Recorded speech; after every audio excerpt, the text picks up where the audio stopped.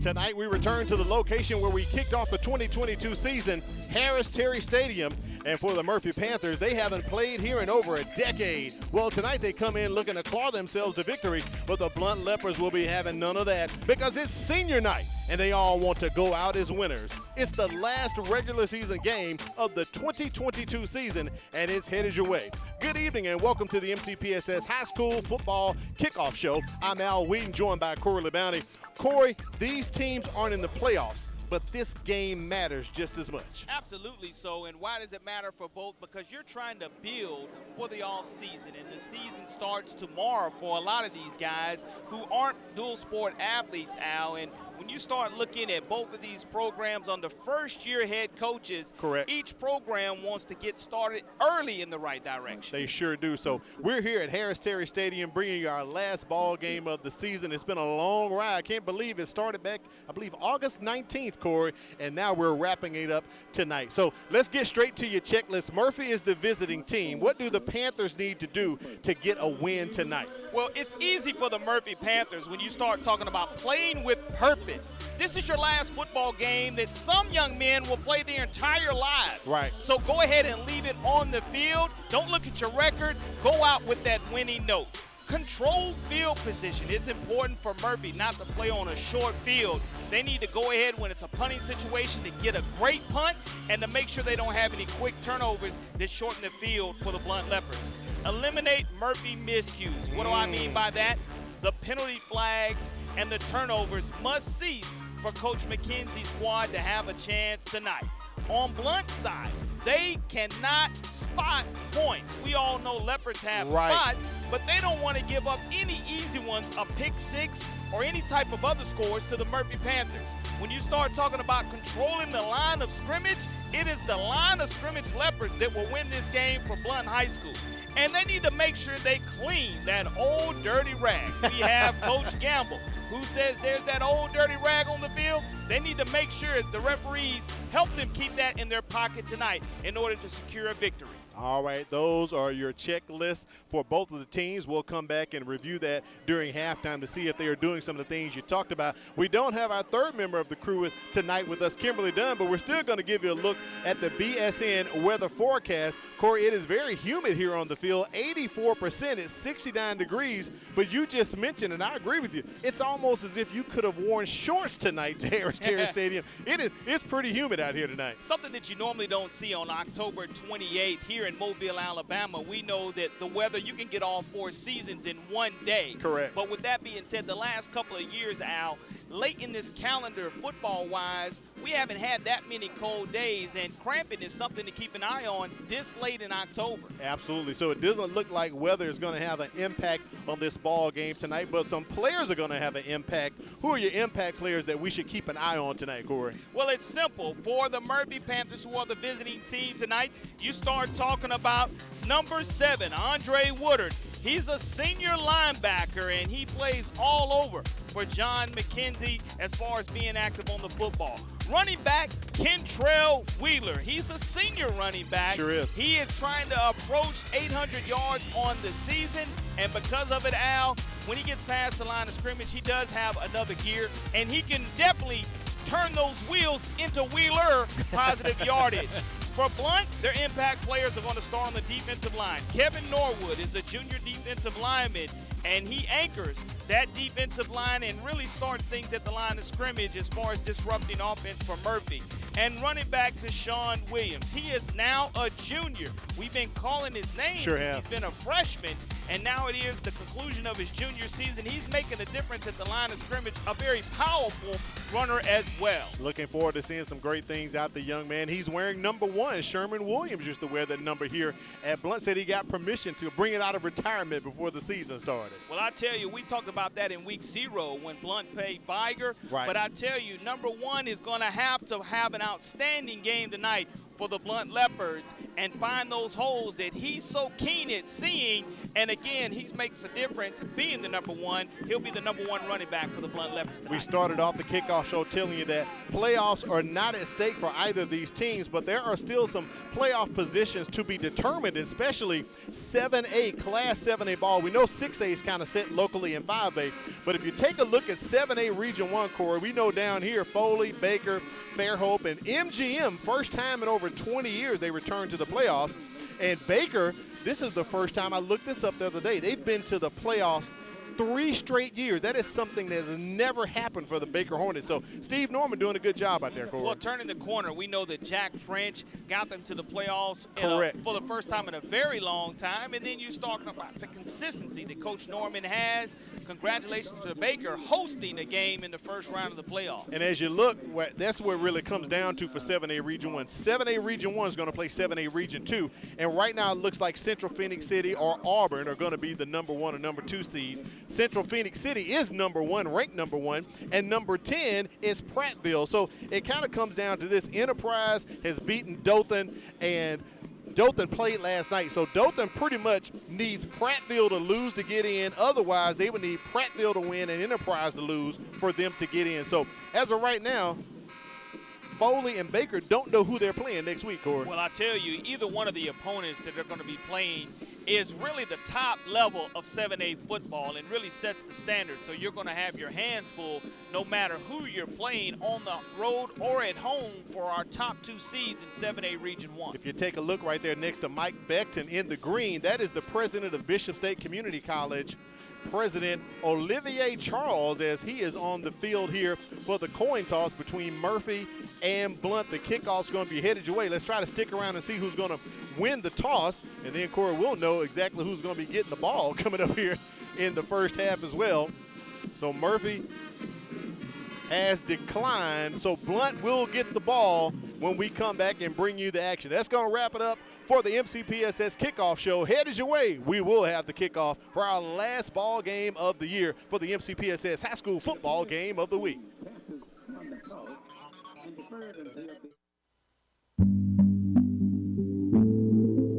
Mobile County Public Schools, the place that has it all. We have 90 schools that include rural, urban, and suburban schools of various sizes. We are also home to Alabama's first public school. We welcome you to come join our winning team. Our district is led by the 2020 Superintendent of the Year, Mr. Kressel D. Threadgill. Our teachers are leaders in their profession who are afforded numerous professional development opportunities. Our principals are collaborators and encouragers. Our schools are leading in innovation and instruction. And most importantly, our students, who are learning today, leading tomorrow, are simply the best. If you want to live in a historically rich city near beautiful beaches with superb Southern hospitality, we invite you to come teach with the best. Team MCPSS.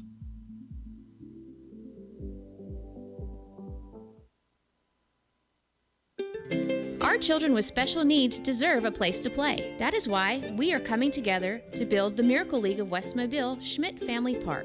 It will include a special needs ball field and playground, regulation baseball and softball fields, and more. We have raised more than $1 million and construction will start soon. But we need your help to complete the project. Visit mcpss.com/Miracle League to donate and to learn more. Any dollar amount will help bring a smile to a child's face. Together, we can make a miracle.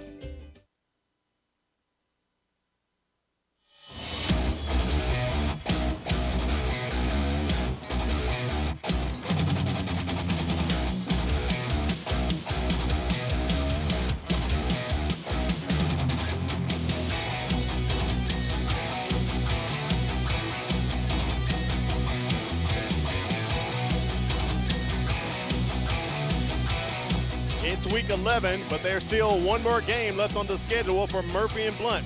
It's been a topsy-turvy year for both squads as they've dealt with injuries and changing lineups. But tonight, there's one last chance to capture a win and end the year on a positive note. Can Murphy muster up their Panther pride and pick up a W, or will the Blount Leopards sing loud and proud, "Fired up, Matty T, fired up, on to victory"? We're about to find out for the last MCPSS high school football game of the week this year. Good evening, I'm Al Whedon with Corey LeBounty down on Ludgood Field inside of Harris Terry Stadium. And Corey, just like a couple of weeks ago back at Baker, I'm kind of working myself off the physically unable to perform list. I'm up to the injured reserve list, but we are on the track here to broadcast the game tonight. And broadcasting from the corner end zone with the scoreboard to our right. I'll tell you, we'll rely on our great camera crew who's done a phenomenal job all season long, bringing you the best shots that are available, and hats off to the best crew in the entire state of Alabama. So we're going to bring you the images tonight from 8 Mile, Alabama, as Blount and Murphy are going to go head-to-head. Kind of talked about it inside of the kickoff show. Blount and Murphy haven't played each other since 2013, and in that last contest, Murphy won, but it went to 2 overtimes as they beat Blount 35-34. Murphy won the toss, and they have elected to defer to the second half, so Blount is going to get the ball first, Corey. Well, the interesting thing for Blount, as we will see their starting lineup when they hit the field, they'll be doing so with a freshman quarterback, who Coach Harris said, hey, due to injuries, we're having to go to our youth at that position. And sometimes injuries do help you to grow, so we may see the emergence of a young superstar tonight for the Blount Leopards at that position. Enoch Irakosi set to kick off for the Panthers in their white. This is our third time having them this year on the season, and they've been home team, of course, so we haven't seen them in the white. They've been in the Navy, the typical Murphy Navy. Well, I tell you, something that's never changed is that Panther pride. So we'll see how John McKenzie and his team react and try to get momentum going into this offseason. And Coach McKenzie, again, didn't take the job until late July, so only had less than 3 weeks when week 0 hit for high school football. But again, one of the best atmospheres that you'll find in high school football here at legendary Harris Terry Stadium. Again, Ben Harris with his tremendous tradition that he has. We're ready for kickoff, Al. Back to receive, you have Cartel Washington, Tyler Tucker, also Myron Dunklin back there as well. And the kick is off. Going to be taken by Dunklin as he gets up to about the 24-yard line. Take a look at that starting lineup for the Blount offense. Freshman quarterback Isaiah Dunnigan is going to get his first start tonight, but Blount will look to get the ball to their back-to-back 1,000-yard rusher, Deshaun Williams. He's a dynamic rusher. When the Leopards do throw, look for shifty wide receiver Myron Dunklin to haul in the passes. The O-line has been banged up and features freshman Cameron Williams at right guard alongside South Alabama commit Willis Anderson. That Blount offensive line averages 286 pounds. So it's going to be 1st and 10 for the Leopards coming up. As a look right there at Isaiah Dunnigan, a freshman. Coach Harris told me he had 1 snap last week against St. Paul's, but this is his first start. Ball on the 23 as they give it off to Deshaun Williams as he runs up and picks up a couple. Second down coming up for the Leopards. Well, positive yardage on first down is what's very important for Blount. And when you're able to get positive yardage, you bring up, looks like second and about 6 yards to go. That's positive yardage.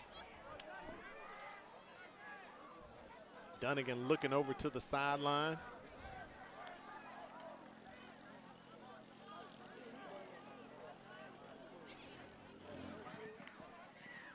As the Leopards hand it off up the middle. I think that may have been, that's Williams. I thought it was Tyler Tucker, but Williams with 1, another carry for the junior. And he looks like he may be a little bit gingerly limping early in the contest. Matthew Stallworth, the 6'2", 269-pound junior on the stop for the Murphy Panthers. Third down and about 4 coming up here for Blount. They continue to run 3 straight runs for Williams, and look at him go And he picks up the first down, plus some more. Take a look at the Murphy defense. The Panthers play a 4-3 with defensive end Timothy Haynes leading the team with 2 fumble recoveries. Bandit linebacker Andre Woodard is the Panthers' leading tackler and has 2 interceptions. Helping him out is will linebacker Desmond Mitchell. He's a run stopper. In the secondary, look for free safety Jamal Cleveland to have an impact tonight. And cornerback Corey Kelly is going to come over from offense to lend a hand. Murphy averages 243 pounds across their defensive front. Another handoff to Deshaun Williams. And the Panthers are going to stop that one for about a 2-3 yard loss, Corey. Good job of the corner coming up and making that tackle. Timothy Hayes, 5'10", 190-pound senior on the stop. But on that last set of downs, Blount was able to pick up a first down. And another playmaker for the Blount Leopards is Myron Dunklin. Correct. The 5'11", 190-pound junior wide receiver. He's played a little quarterback this year when necessary, but a tremendously versatile athlete for the Blount Leopards. He sure has taken some snaps. 2nd and long, they give it back to Williams. Blount continues to run. Dunnigan has not attempted a pass yet here in his first start. Nice pickup by Williams, gets maybe 1 or 2 yards inside of the line of scrimmage. It'll be 3rd and long coming up here for the Leopards. Santrez Calhoun and Matthew Stallworth on the stop for defensive coordinator Michael Perry and the Panthers, who have given up 34.6 points a game this season, but so far it looks like Blount is going to be very meticulous and take their time at the line of scrimmage. 3rd and 9 officially. Looks like this could be a passing situation. Dunnigan gets it out to Myron Dunklin. You were just talking about him.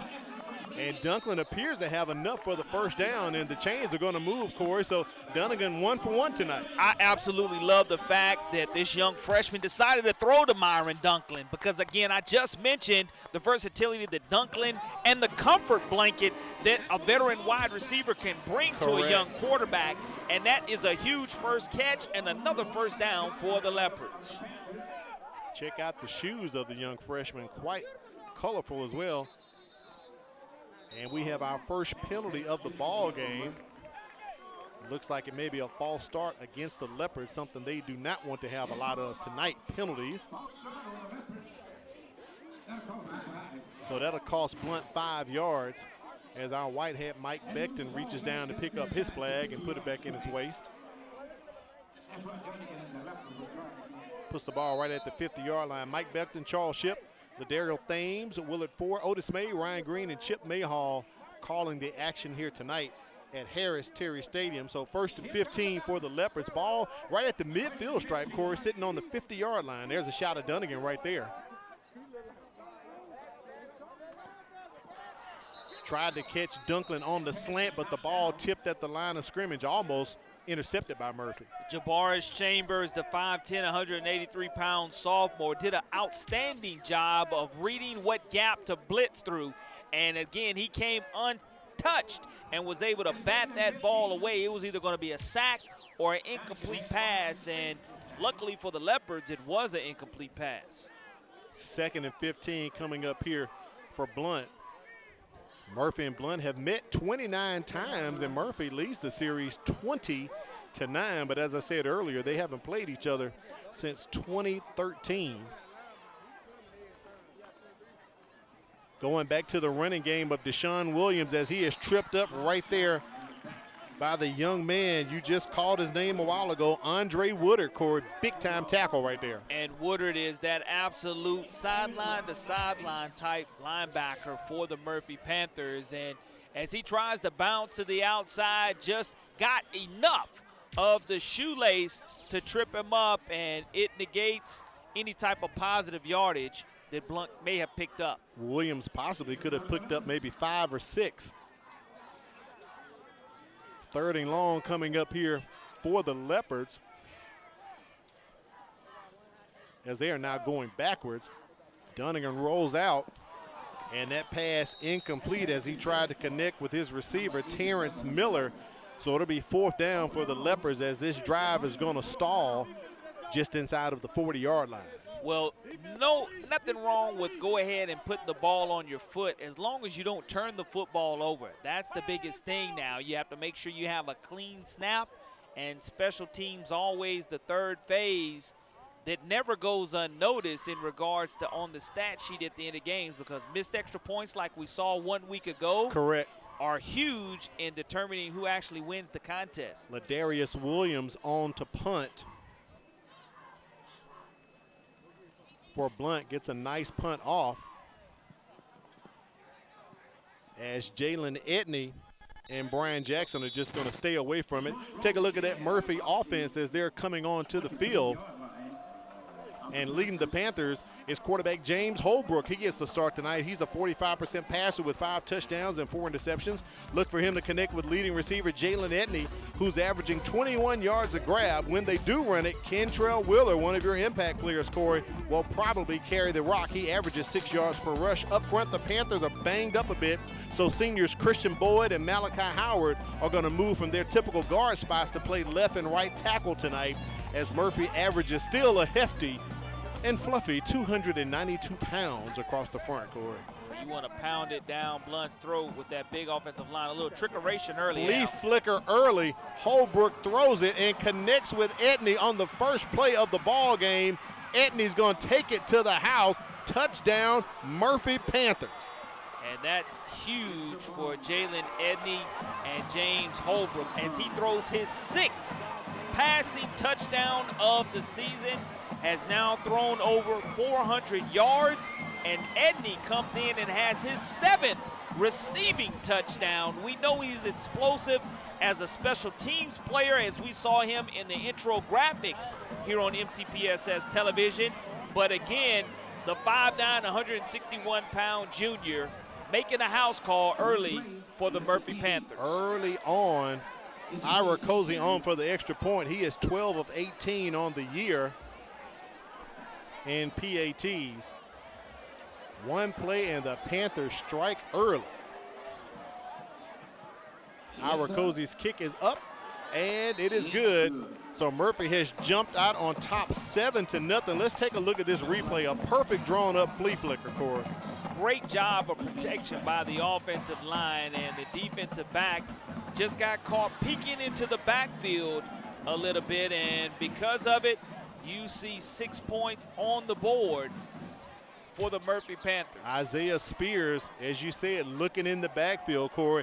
And there's the guy right there, John McKenzie. He does have offensive coordinator Cedric Smith, but we know Coach McKenzie can dial up some plays. He's a former quarterback from Jackson State. Absolutely, and they must have seen something on film that really allowed them to call that, because that flea flicker doesn't work if you get the penetration that you need from your defensive lineman. And the offensive lineman, you mentioned no fluff in that blocking ability there, shown as the flea flicker goes to the house. And it's a great offensive play call. And you're right, Corey. They had to have seen something in film, and you have to have the confidence to pull that out on the first play of the ball game as well. So Coach John McKenzie not scared to pull the trigger right there as Murphy gets on the board early, up 7-0, and Blount about to get the ball here for their second series as Ira Cozy is going to kick off. Taken by one of the up guys for the Leopards. He does have some room up the middle. I don't know if that's Myron Dunklin or not. 18. Looks like Marlon Miller, and he is chopped down just in front of us near the 3-yard line. Miller with a great return, one of the up guys for the Leopards, as the momentum has now hopped inside of the Leopards vehicle, Corey. Brandon Bendoff with the stop for the Panthers that stopped the house call on the kickoff, and that's how you answer from a momentum standpoint. And you look at everyone doing an outstanding job of getting a hat on a hat, and the Jets were turned on, and Marlon Miller, the 6'1", 150-pound junior, with an outstanding kickoff return, and it almost scores 6 for the Leopards. But here in the red zone, Al, they must capitalize and score 6. First and goal coming up for Blount. Looks like they're going to put it on the 4-yard line as they are just in front of us. Lined up in the pistol formation. Of course, they're going to go to Deshaun Williams, and he's going to plow in and hit pay dirt. And the Leopards answer right back with a touchdown of their own. With less than 20 seconds taking off of the game clock, you answer a score with the score. And if you're Blount, that's what you have to do. Right. You have to answer score for score. And again, it all starts with that tremendous kickoff return by Marlon Miller on special teams, making people miss and discarding the defenders, as again, it sets up a 1st and goal. And on the first play, the Leopards are able to score. Now, Corey, I didn't see him hit the circle button and spin, but he was bobbing and weaving. I will give Miller credit for that. You know how you'll say, hit that circle button and hit that X. And it appears if Blount is going for 2, Corey, not going to kick the extra point. And it is hauled in right in front of us. The big fella hauls it in. Kimon Vale, and the score is now 8-7. Blount is on top. There's a lot to like about Mobile County Public Schools. What I enjoy about Mobile County School is the extra attention my teachers give us to help us learn. Teachers are liking their access to technology, and students are liking the quality of their education. I like the technology that's been incorporated into my education. And since 1826, you have trusted us to prepare your child for their future, and we like that. Mobile County Public Schools. We are learning today, leading tomorrow. Don't forget to mark your calendar. It is coming up and coming up soon. Friday, November 11th is Veterans Day, so all schools and offices will be closed as we honor those who've given service for our country and continue to do that. So Friday, November 11th, Veterans Day, a long weekend, Corey Bounty. All schools and offices closed. A lot of businesses will close down for Veterans Day as well that Friday. And we want to thank all our veterans for the service that they've given the country and the sacrifices as well, as we've seen tremendous patriotism exhibited throughout the entire season by the JRTC as they go ahead and bring out the flags to begin the games. Back to receive from Murphy. T.K. Barnett and Jalen Edney. Corey, we know Barnett is not getting the start tonight. Suffered an injury a couple weeks ago against Robertsdale, but got some clearance and he's going to play. Has a cast on that left hand, but he's going to make an impact tonight some kind of way. They kick away from Barnett, but they go to Edney. And Edney with a nice return here for the Panthers. And we have a flag on the play. Take a look at that scoring drive from Blount. One play, a 2-yard run by Deshaun Williams, only burned 6 seconds off the clock. Well, when you start looking at our opportunities here to have explosiveness in the first quarter, it's score for score. You go ahead and you run the flea flicker, then you turn around and you have a tremendous kickoff. Right. Points on the board quickly here at Harris Terry Stadium. Holding against Murphy, that's going to push him back. The Murphy scoring drive, one play, 77 yards as they got on the board first. But as you just said, Corey, Blount came back and answered quickly. So it's going to be 1st and 10, balls on the 20-yard line for the Panthers here. This game has started off quite exciting.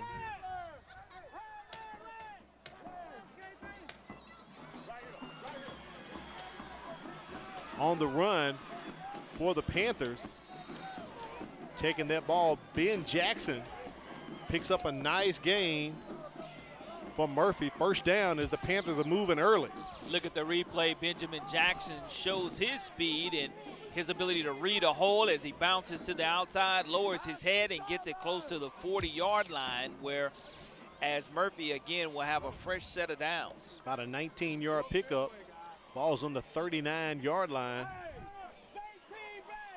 As we approach the halfway point here in the first quarter, Al Whedon, Corey Bounty at Harris Terry Stadium for the last regular season contest of the season for these two, Murphy and Blount. Quick handoff to Wheeler, up the middle he goes. Fumble, ball is out. Blount scoops it up. Johnny on the spot. Jerry Brand, we know he's played some offense as well, but right then, Corey, he used those big paws and scooped up the pigskin. Jerry Brand, the 6'2", 180-pound senior, here delivering on senior night. Did not decide to fall on it, and again, sometimes that ball bounces right into your paws, and it's a turnover for the Panthers, a +1 here on the turnover ratio there. And again, Blount's defense answers the call after giving up that huge flea flicker that led to a touchdown. Regrouped itself, and Coach Harris both Coach Harris's on defense right. have really stepped up to the plate here and now give the offense an opportunity to answer. Leopards trying to take advantage of this gift. Ball's on the 29-yard line. They're going with a little trickeration, a little end around as they hand it off to their receiver with a nice run. Terrence Miller picks up about 9 yards. Nice play call right there by the Leopards. Terrence Miller shows his speed and versatility for the Blount Leopards, and again, just getting positive yardage, it's what's so very important, and that 2-point conversion can't be overlooked as well. And not quite sure if Blount just doesn't have a great kicking game, kicking off of the tee, but again, lead 8-7 early. Low snap. That is a lateral. That's a live ball. As Miller was trying to make sure it went out of bounds, but they're going to take a loss there, Corey, something they do not need. At this point, the young freshman couldn't really get a grasp on it. And the Leopards are going backwards. Almost pushes them back to the original line of scrimmage. So it's going to be 3rd and 10 coming up for Blount. Well, what's going to be important here is no more penalties being called against the Leopards that create difficult down and distance situations. And you want to have confidence in your freshman quarterback. Williams kind of frustrated, saying, I thought you were going to give it to me.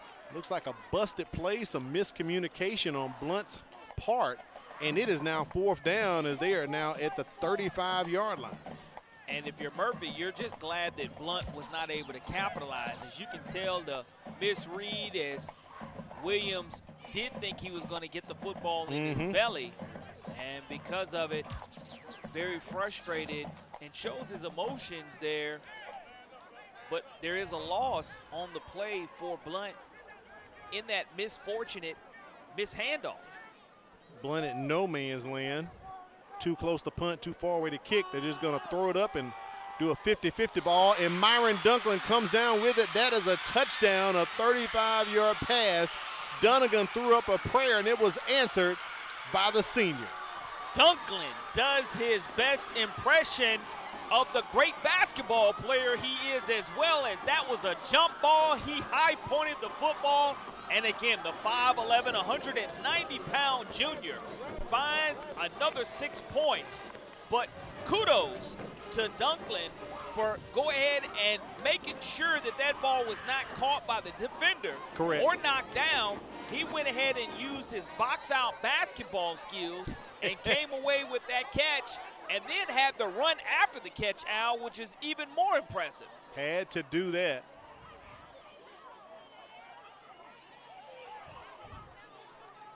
Blount once again going for 2. So, Corey, very good observation on your part. Something their kicking game must be tremendously and not in a good spot. And right up the middle goes Dunnigan for the 2-point conversion. 16-7. Blount is on top.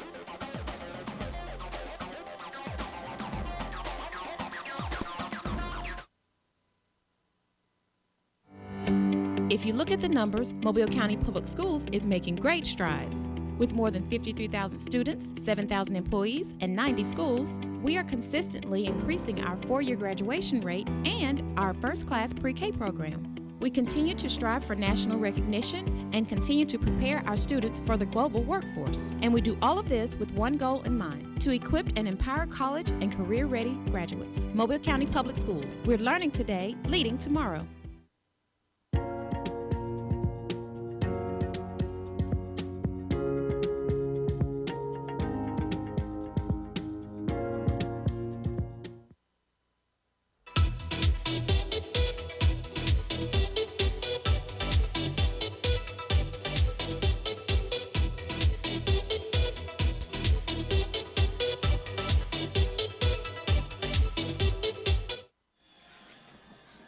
We welcome you back to the MCPSS High School Football Game of the Week. TK Barnett with the kickoff, and it looks like he is taking it to the house. He doesn't have to worry about the cast on his left arm because his right arm is holding a pigskin secure cord. Let me tell you about TK Barnett, folks. This is a young man who started the season at quarterback for the Murphy Panthers. He transferred in from Nebraska, right, and they knew they had a diamond in the rough in TK Barnett. But when he dislocated his finger a couple of weeks ago, as you mentioned, the doctor said, hey, do you want us to put pins in it, which will put you out for about 6 to 8 weeks? He said, no, sir. Just numb me up, straighten it up. I'll go ahead and wait a couple of weeks with the cast on. And here it is, his last high school football game of his career. He makes an immediate impact on special teams and shows you the dynamic special teams and athlete that he is with the cast on his arm. He wants to be on the field.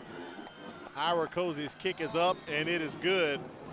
16-14 is our score. Let's take a look at the replay as Barnett takes it up the middle, almost untouched. He got touched earlier. And Corey, he's running so fast, he's got that head back and just flying in the wind, man. Well, I tell you what, you know, he's just a tremendous athlete who plays basketball as well for Coach Andre Epps. And again, you know, that is the equivalent of hitting that three-point shot for the Murphy Panthers and making that difference. But his special teams players did a good job allowing him to get past that initial wave of Leopard defenders and takes it to the house. And again, TK Barnett on senior day for the Blount Leopards, as well as himself as a senior. That's right.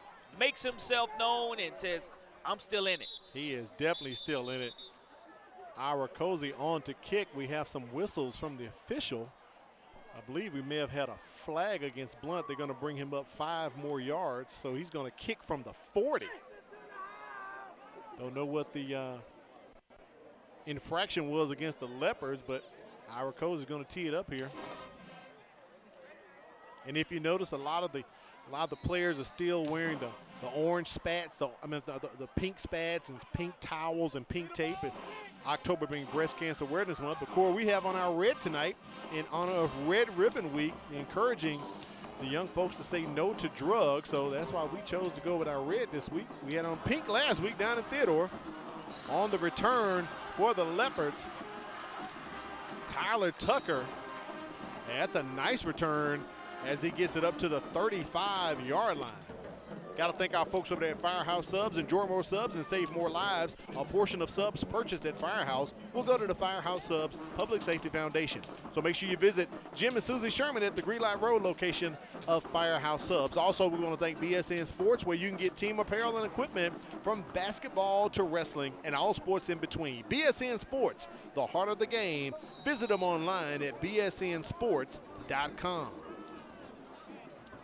Blount comes out to the field, 1st and 10 on the 35. Corey, we've had a very exciting first quarter so far. And again, 16-14. The lack of kicking for Blount hasn't mattered because they've been able to score both extra points on 2-point conversions, as now the Blount Leopard game. Offensive line coach Blaine Clausell has done a tremendous job in his first year here, trying to get some of that winning tradition that he's accustomed to when he was at Mississippi State, right, as well as coming over. He played at Baker and in the Senior Bowl, and now having coaching stops at Davidson, as well as here at Blount, just making a name for himself as an offensive line coach. And that offensive line, 276 pounds they're averaging. They blocked for Williams, 5-yard pickup by Deshaun Williams, so 2nd and 5. As they fake the handoff, Dunnigan going to keep it, show his little fast feet right there. And that's going to be enough for the first down as he gets close to the 50-yard line. Well, that's what you want out of your freshman quarterback. He's only 5'6", 146 pounds, but this is a young man that's going to continue to flourish in this Josh Harris coached offense, as Coach Josh Harris is a former quarterback himself, having played at Tuskegee after his high school career here at Blount High School. 1st and 10 for the Leopards. Back to Williams they go. And he picks up maybe 2 or 3 on the carry. Once again, looking at that big number 57 around there, Corey, Matthew Stallworth. You've called his name a few times already tonight. Again, 6'2", 269-pound junior. Tackled alongside of Jabarish Chambers, the 5'10", 183-pound sophomore, in as well, Al. But when you start looking at how important it is for Blount to get a first down right here, it's critical. 2nd and 8, Dunnigan throwing. Pass too high for Marlon Miller. 3rd and long coming up for the Leopards. That stops the clock at 1:39 here in the first quarter. Well, one of the more exciting first quarters that we've had all season long here. I agree with you. It has been non-stop action. As soon as I get my flip chart over to talk about one team, Corey, I'm flipping it over because that team just scored. So I've had constant flipping here since 7 p.m. Al Wheaton, Corey LeBounty, statisticians Shanna Powell and Matt Moore here at Harris-Terry Stadium. Once again, Dunnigan going up high for that jump ball. And this time it is intercepted and brought down by Murphy's Corey Kelly. Talked about him coming over from offense to help out on defense. That's the position TK Barnett normally plays, left cornerback. And just a great job of waiting to turn the head to the balls in the air. A little bit overthrown, and it was 10 versus 10, but 10 in white. Corey Kelly, the 5'5", 160-pound senior, coming away with the interception, and that is a big-time turnover for Murphy in regards to just trying to capitalize with some type of momentum, having the ball here at their own 15-yard line. 90 seconds remains here in the first quarter. 1st and 10 for the Panthers at their own 15-yard line. 2 turnovers committed by each team in the first quarter. Holbrook looking to throw, and he is going to be sacked for a big-time loss. He could not get rid of it, Corey. He has to eat it, and the young man is coming up slow.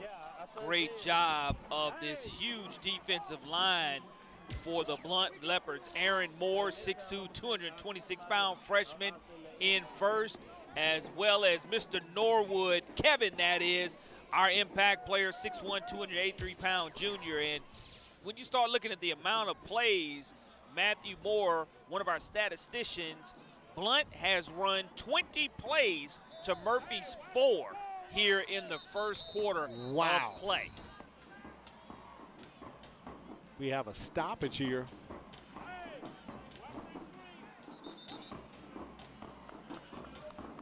A timeout has been called by John McKenzie and the Panthers, and that's a very good observation by our statistician Matt Moore, because we know Murphy scored quickly right off the jump, but they've been going back and forth. There's a shot right there of Blount head coach Josh Harris as he talks to Myron Dunklin with the red dreads right there. Dunklin hauled in 2 big catches tonight, but most importantly, one for the touchdown that he did earlier here in the first quarter.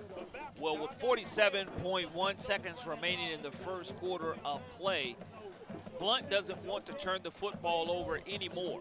And Murphy has to really value the football, as well as when you start talking about that big-time hit that their quarterback, James Holbrook, took. Now, Demetrius Davis is the backup quarterback, because we mentioned TK Barnett. Right. He's normally the starting quarterback because of his hand. It's hard for him to really grip the football with any consistency. Now, we'll see now if Murphy is able to reload itself and get back on track offensively as we get ready to end the first quarter of action. One thing I really want to say here, Corey, after that sack of Holbrook, one of the Murphy offensive linemen had lost his helmet. So I wonder if that was a reason why Coach McKenzie wanted to call the timeout, because he wanted to have proper personnel, because that player would have had to come off for one play with them being backed up so close to the end zone. 2nd down here as they hand off to Kentrell Wheeler. Kind of what I was saying. He hits the hole, gets back to the 10. That appears as if it possibly might be our last play. About a half-second differential between the play clock and the game clock. Looks like they may have to run one play. They might have to, Corey, before the clock hits triple zeros. I think the game clock may expire before. And That looks to be the case as Coach McKenzie calls the kids over to the sideline. So that's going to wrap up the first quarter. A very explosive first quarter. Blount's on top, 16-14.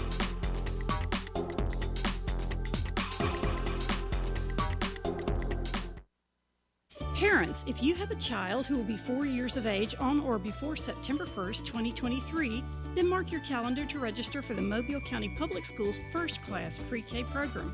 Online registration for the 2023-24 school year opens January 15th, so don't miss this opportunity. Log on to mcpss.com for more information and a complete listing of pre-K sites, screening, and selection info. First Class Pre-K registration, January 15th. Save the date. You've got questions? We got answers. mcpss.com. Whether it's attendance zones, school calendar, lunch menus, or registration information that you are looking for, you can find it right here. mcpss.com.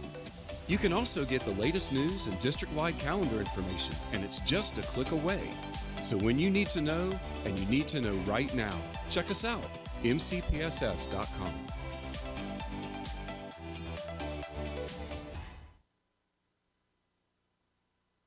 McPss high school football game of the week. Take a look at first quarter statistics. -4 rushing yards for the Panthers, but no worries, Corey. They have 96 passing yards. And a lot of that was on that first flea flicker that we witnessed early in the game. Holbrook to Edney, and 92 total yards for the Panthers. 69 for Blount, and 45 of those passing yards were on that outstanding Myron Duncan catch. No penalties for Murphy so far. And I could see that from where I am, Corey, way here in the south end zone. That's going to be a false start on a few of the Panthers. Even the quarterback was doing the Cupid shuffle on that one. So I believe Holbrook, along with his other comrades, got called out. So I think I jinxed them by saying they had no penalties. Well, they had to go ahead and make sure they got one on the board, Al. You know, there was none in the first quarter of action, but you know, that signal means that Murphy's backing up the wrong direction. You're right. As they are playing that over the PA. And Coach Gamble, the historic PA announcer and coach, legendary coach here at Blount, brings the fans into action. Ball on the 6-yard line. That pass incomplete to Jalen Edney. It's going to take Murphy to 4th down, and boy, it is going to be some close quarters here for Ira Cozy, who's coming in to punt.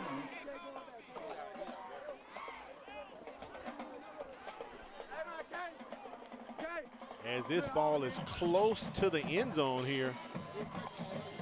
So a few things the Panthers are going to have to be careful. Watch for the high snap or even the low snap here.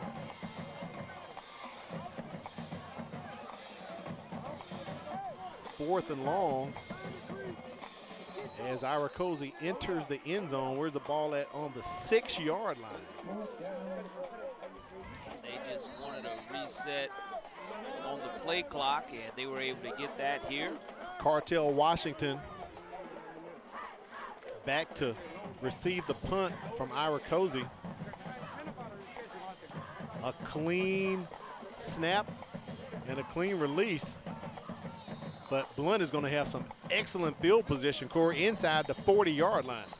And it's going to be important for the Leopards to capitalize off of that great field position that you just mentioned. And we'll see here what this Panther offense, led by offensive coordinator Cedric Smith, and of course assisted by the head coach John McKenzie, as you look at the tremendous turnout here on senior night. I was just looking at the stands here on the Blount side. Very good turnout, as they always support their Leopards. You know, win, lose, or draw, they're going to come out and support the Leopards. A great following that Blount has as well. So a good attendance tonight on senior night, as Mike Beckton kind of pointed against Blount. I believe we could have had a flag on the play, Corey. I don't recall seeing any laundry, but he's looking to get some things clarified with his officials.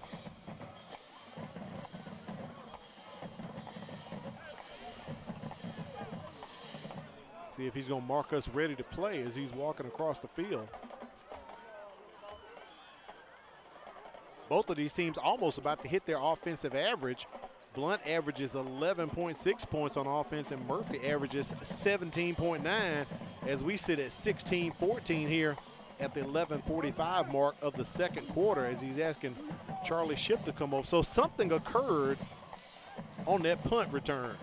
And we just couldn't see it from our angle here in the end zone. And because of it, we're relying on pitchers to tell the story. Well, the hole is declined against Murphy. White Hat Beckton, they figure it out.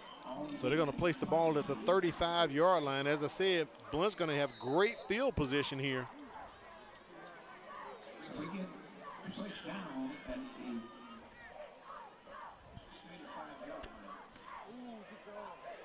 Deshaun Williams with the run. Nice run by Williams. That should be enough for a first down as he is inside of the 25. Well, Williams runs extremely hard, and again, he takes out his frustration on the opponents, as we saw him just moments ago when there was that mistimed handoff. He goes ahead and says, well, when I do get the football cleanly, I'm going to show you what I can do with it. Picks up 5 of those yards, and now the Leopards are back at it. First and 10 at the 25. Snap comes to Dunnigan, surprises him. It appeared as if he was not ready for the snap, Corey. He was literally just kind of standing there like a pillar, and boom, here comes the ball.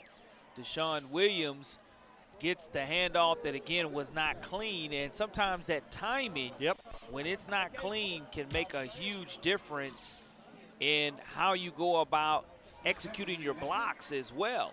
And now we're looking at second down and 11 yards to go for the Leopards. Pushes them back 1 yard. Ball now at the 26. They're knocking on the door of the red zone for Blount. Williams just to the left of Dunnigan. Little quick screen they set up for Myron Dunklin, and that goes nowhere because he is wrapped up immediately and tackled. That impact player, Andre Woodard. Woodard once again. Strikes again as this young linebacker, 5'10", 159 pounds, shows his versatility and his worth to this Panthers defense. And it just also goes to show why he immediately becomes one of our impact players, as we've seen him play this entire season, making a difference. And in this first quarter into the second, he's already had an impact tonight. That's the second time he's been in the backfield to shut a play down. Third and long, fumble snap. The freshman recovers, has some room. A flag comes out thrown by White Hat Mike Beckton. That always kind of suspects a holding call. We'll get the call from him momentarily. But once again, Corey, as they played the backup sound effects from Murphy, Blount backing up right now. One of those old dirty rags that you want to keep off of the field. And if you're not able to clean up those old dirty rags for Blount, you put yourself in terrible down and distance situations moving behind the sticks.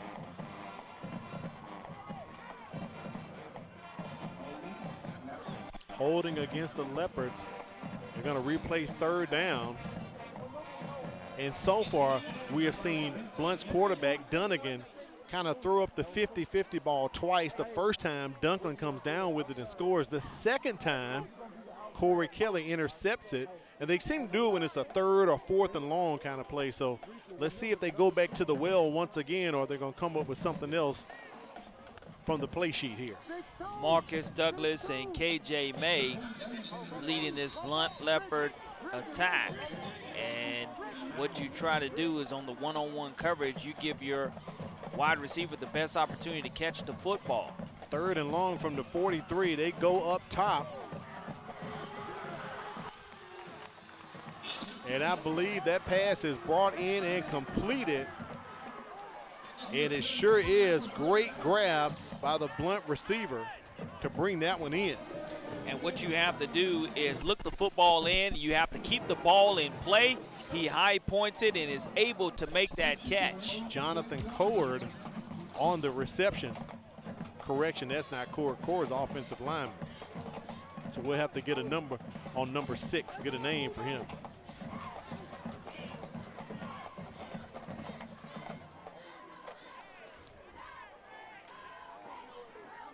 1st and 10 coming up for the Leopards inside of the red zone.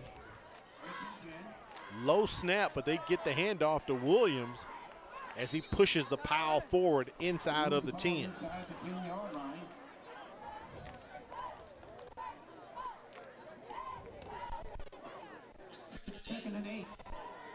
Second and 8 coming up here for Blount.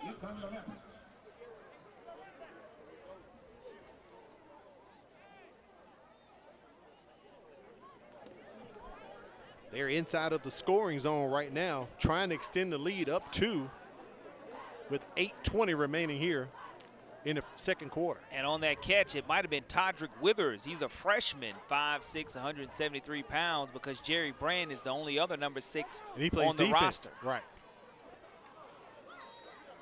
But again, Al, when we don't have the rosters provided to us, sometimes that's what we have to do is kind of scramble to find that. Tyler Tucker on the carry as he goes up the middle. And you never know, Corey, like I said, it could have been Brand because I know he's played some receiver before sometime last year for Blount. 3rd and short coming up. Looks like about 3 yards to go here. Ball right at the 5-yard line. Can still get a first down without scoring a touchdown. Need to get to about the 2. Deshaun Williams, he can do it. And that should be enough as he's brought down right at the 1-yard line. I thought he was almost in the end zone to hit pay dirt. But right there, once again, Matthew Stallworth clogging up the middle. And you look at him being able to get and wrap up Williams before he's able to get into the end zone. But 1st and goal now for the Leopards. You know who you got to give it to right here, Deshaun Williams. And he is met right at the line of scrimmage. The Murphy Panthers bow up.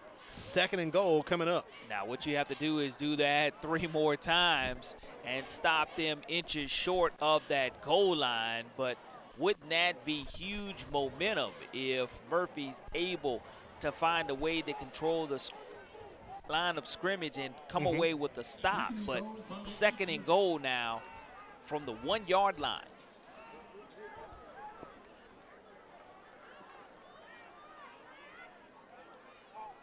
Deshaun Williams just to the right of Dunnigan. They're going to pass going up top to, I believe that is Jerry Brand. And Corey, we're going to have flags on the play. That possibly could be offensive interference. Let's see what they have to say because Brand, I believe, was trying to keep the ball away from Corey Kelly. Well, that will take it away from the goal line. That's great observation there, Al, as we're in the opposite end zone from where it took place, and he just became a defender in that situation instead of a wide receiver. Right. And you go from 2nd and goal at the 1-yard line now to backing it up to 2nd and goal from close to the 15-yard line. Literally knocking on the doorstep to get into the end zone. Blount decides to go with a little fade route in the corner, but the young man put the ball on the inside rather than the outside shoulder. As you said, this is his first start. He only had 1 play last week against, 2 weeks ago against St. Paul's, Coach Harris told me. But Corey, it's about the future, getting ready for the future. So 2nd and goal, as you said, from the 16-yard line for the Leopards. Wouldn't be surprised if we had a draw play right here, and they go to it. Deshaun Williams and tackled behind the line of scrimmage. Look at Murphy bowing up. Timothy Hayes comes and makes his 32nd solo tackle of the season, and you look at him just come from the weak side and do a tremendous job of getting Deshaun Williams down on the ground. 3rd and long coming up here, Corey. All right, put on your coach's hat. What's your call right here, Corey LeBounty? Well, you want to try to get half of this yardage back. Right. And maybe an inside slant or some type of jump ball to Myron Dunklin would be very effective right now. Trip receivers to the top. And they dump it down to Terrence Miller. He's just going to get about half of it back. He's inside of the 10, maybe at the 7 or 8. 4th and goal coming up here. We have yet to see Blount attempt a PAT, so we would assume they would go for it right here. So what you do now is you would have to go from a first or second and goal to go situation now to fourth and goal to go from almost the 7-yard line here. And they're going to mark it right at the 8. So I wouldn't be surprised here if Blount doesn't call a timeout here, too, to make sure they have what they want called. And you're right, Corey. This will be a good time for a timeout. Talk to the young man. I believe Josh Harris is going to do just that. The play clock was under 10 seconds. We'll take a break as well and come back and bring you the play on the other side of this break.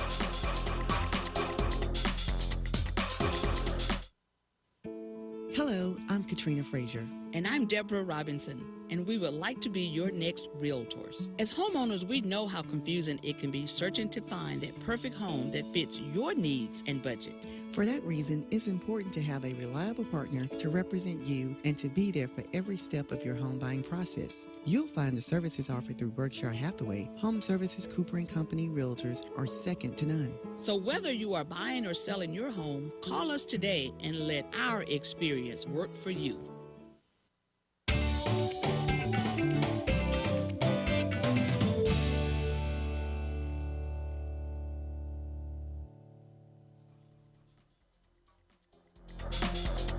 Welcome you back to Harris Terry Stadium. Al Weed and Corey LeBounty for the MCPSS High School Football Game of the Week.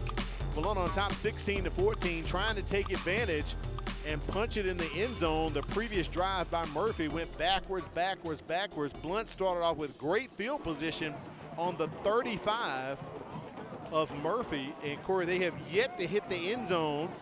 Now up to the 8-yard line after some penalties and some miscues. It's 4th and goal from the 8. 31 plays for the Blount Leopards as opposed to 6 for the Panthers. And all we have is a 2-point difference. 4th and goal to go, Al.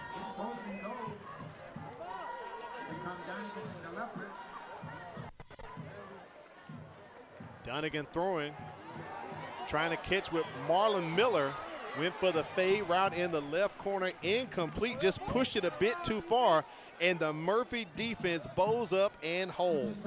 And sometimes that's the difference maker in momentum, especially if Murphy's able to go ahead and capitalize. A nice placed ball for his wide receiver because he kept it in play. Right. But good enough defense to swat that football away, and now you see Murphy go ahead and take over possession at their own 8 yards. Similar to where they were on the previous series that they had, Corey, kind of what got them in this situation where Blount couldn't capitalize. They're almost about the same spot they were. Well, you have to watch out here for number 11, Edney, and Wheeler. If he hits that hole and gets beyond the line of scrimmage, it can be disastrous for the Leopards. 1st and 10 for the Panthers. Edney goes into motion. He's in the slot. They hand off to Kentrell Wheeler, and I think the turf monster got him, or unless he tripped up on one of his teammates. Well, Blount was making sure that they were going to go ahead and get great penetration, and that's exactly what they did, making that stop there. And there's no gain on that play. As a matter of fact, there's a 2-yard or 3-yard loss. He lost about 3 yards, so they're going to push it back to the 6. Going back to Wheeler once again. Almost went outside, takes it inside. Forward progress is going to be stopped at about the 3 or the 4. Charles Buford, 6'3", 170-pound junior on the stop. But now Blount making the Panthers go in the wrong direction, as that's just tremendous defense from the interior alignment, making sure that they're not giving up any gaping holes to this huge Panther offensive line. And that line of Jamal Wigfall, Sion Morris, Kevin Norwood, and Chase Howard, they have played together all season, averaging 246 pounds.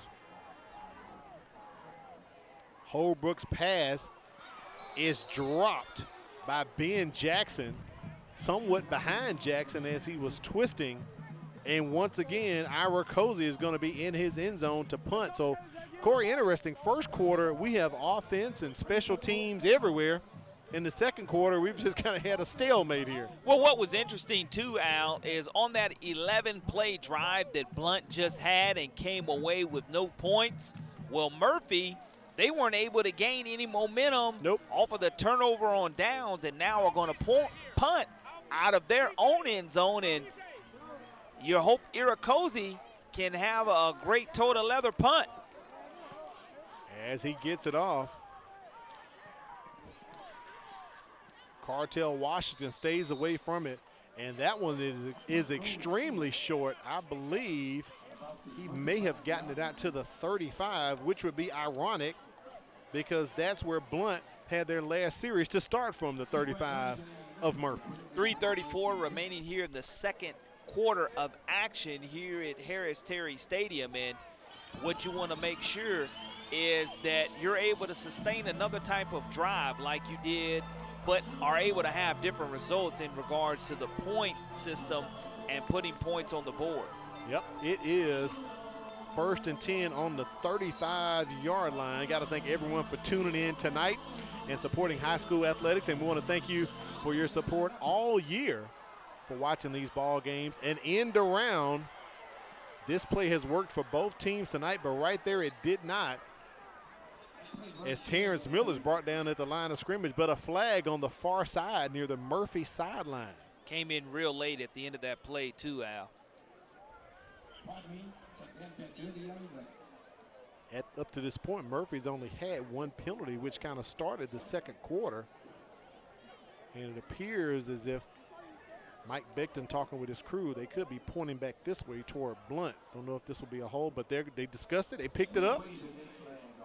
So it'll be 2nd and 10 coming up for the Leopards.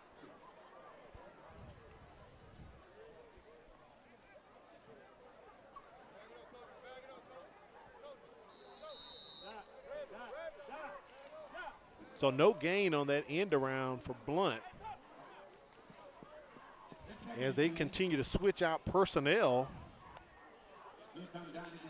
Dunnigan runs onto the field. Play clock is at 10 seconds, Corey. They need to get it off. Trip receivers here to the near side of the Blount sideline. With 4 seconds, a direct snap goes to the quarterback. He's going to keep it, picks up about 2 or 3, and the Panthers just collide on him, led by Corey Kelly and the crew. And that crew consisted of Jabarius Chambers, the middle linebacker for the Panthers, making the stop. Brings up 3rd down, and we'll call it 7 yards to go now for the Blount Leopards. Shot of the crowd right there. They go to Deshaun Williams, and he tries to make a stutter step. He looks frustrated, Corey. Can't get his running off. As you see him sitting down there right there and say, what more, what else can I do?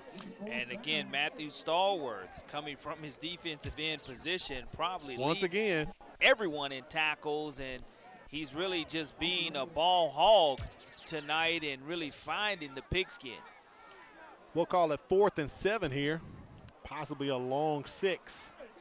Under 2 minutes. I'm surprised Josh Harris didn't call a timeout again to discuss this one. Play clock approaches 10 seconds. We're under 10 right now. They're telling him to come on. Dunnigan looking to pass, and he has a man, Marlon Miller, and that's going to be a touchdown. Looks like one of the Murphy defenders got tricked as Marlon Miller cut back inside on the slant.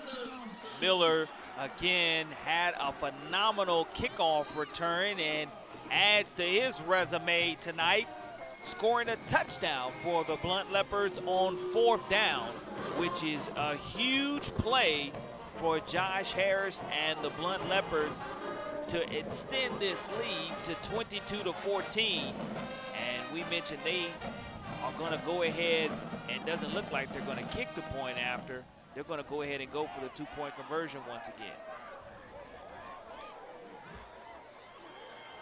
They have been successful both times so far tonight. Well, correction, Corey, we are going to have a PAT. A timeout first. But a timeout call before Jaden Nathan comes onto the field. And it may be a good time to talk about that. Did you know that high school juniors and seniors are able to take college-level classes, earn college credit, and save money on college costs, all while still in high school? It's possible through the dual enrollment program. Interested students should check with their guidance counselor or log onto bishop.edu for more information about the dual enrollment program. Take a look at the scoring drive put up right there by Blount. 4 plays, 25 yards, and a 25-yard touchdown pass to Marlon Miller. I believe that drive started actually on the 35-yard line, Corey, from what I have, but a 25-yard pass. Took 2 minutes and 1 second off the clock. And we'll see here if they decide to go ahead and kick the extra point, and which is their first extra point attempt of the night, as they have gone for 2 the last 2 touchdowns they've scored. Jaden Nathan on the kick. Straight He away, is lining that thing up, Corey, like I used to do in a neighborhood ball. We're gonna kick. And the fake is on. And they were trying to go to the big fella who came over from defense to play offense. The extra try is no good. Scores 22-14.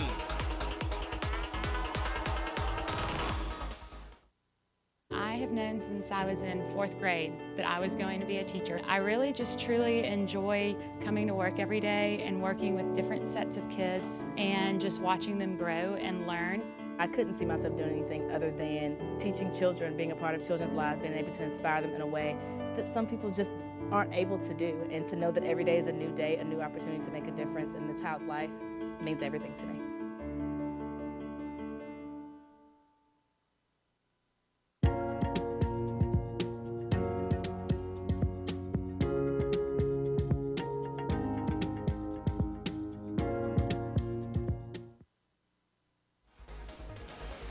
We welcome you back to Harris Terry Stadium. Blount on top 22-14. As I said earlier, both of these teams have hit their offensive averages for tonight. First quarter, we had offense and scoring, and that's looks like be our first points of the second quarter, Corey. All scoring had been done in the first quarter up to that point. Well, here it is. Key answer for Blount. They're giving up 21.8 points per game, and Murphy already has 14 on the board. So it's going to be critical to make sure that they don't give up anything right here with 1:33 in the second quarter, right before halftime. Sion Morris to kick off. We've already seen TK Barnett take one to the house earlier in the first quarter. They definitely want to kick away from Barnett. Up the middle it goes. Jalen Etney on the return as he brings it up near the 40-yard line. Got to thank our folks once again over at Firehouse Subs. Enjoy more subs and save more lives. A portion of subs purchased at Firehouse will go to the Firehouse Subs Public Safety Foundation. So visit our friends Jim and Susie Sherman at the Greenlight Road Firehouse Subs location. Also thanks to BSN Sports, where you can get team apparel and equipment from baseball to cross country and all sports in between. BSN Sports, the heart of the game, online at bsnsports.com. And we have to thank them, Corey, as we said earlier, wearing our red polos tonight in support of Red Ribbon Week. My twins got to wear tennis shoes to school yesterday. A lot of great activities associated with Say No to Drugs or Red Ribbon Week in the MCPSS schools. Holbrook's pass is incomplete. Thrown out of bounds, so second down and 10 coming up here for the Panthers. 1:22 remaining in the first half. Well, Murphy can't afford to turn the football over. If Blount is able to come from the weak side and create some type of turnover, if you're John McKenzie, I know you want to put points on the board because you're trailing right here, but you have to be preaching to your guys, look, we really have to value the football. Correct. Now, again, the explosiveness of Edney at the wide receiver position is very evident. Draw players, they hand it off up the middle on the carry. Winston Salters, our first time calling his name, the big fullback for the Murphy Panthers. Positive yardage as the clock continues to run. We're down to 1 minute remaining here in the second quarter of action.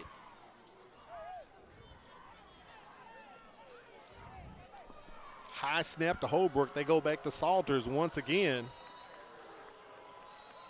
And you can hear the boo birds from the Murphy sideline saying, what are you doing running the ball? We want you to score.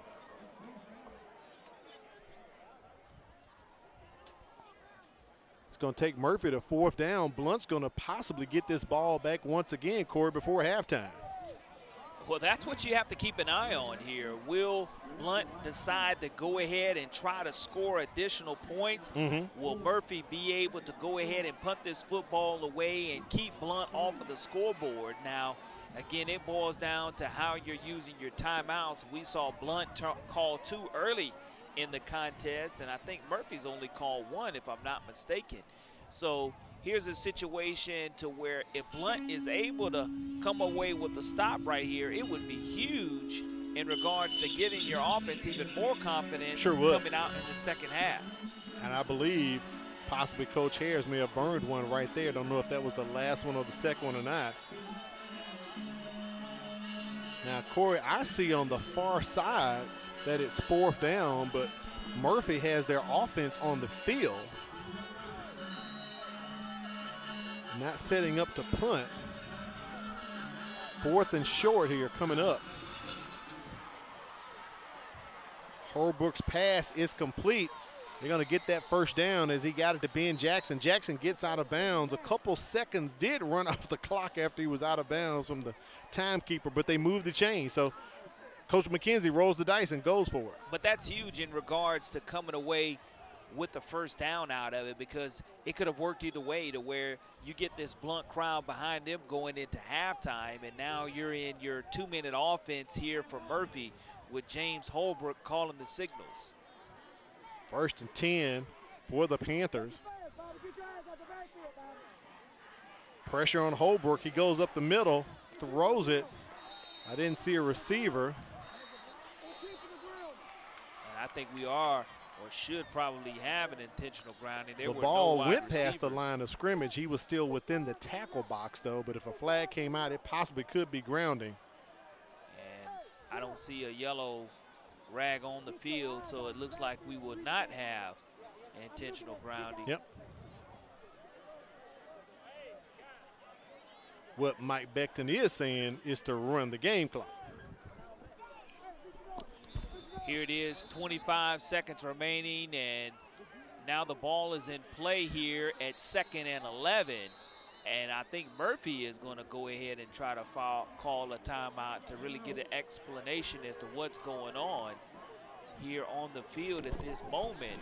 Again, 19.8 seconds remaining on the game clock, 2nd down and 11 yards to go for Murphy. Sounded like the Panthers called timeout. I heard Santee Gamble say that from the press box, as Mike Beckton is going to talk with the rest of his officials, try to figure some things out here.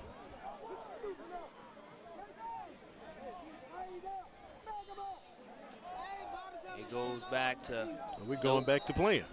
Okay. 2nd down and about 12 yards here. Hand off to Kentrell Wheeler. Up the middle he goes. He won't get the first down.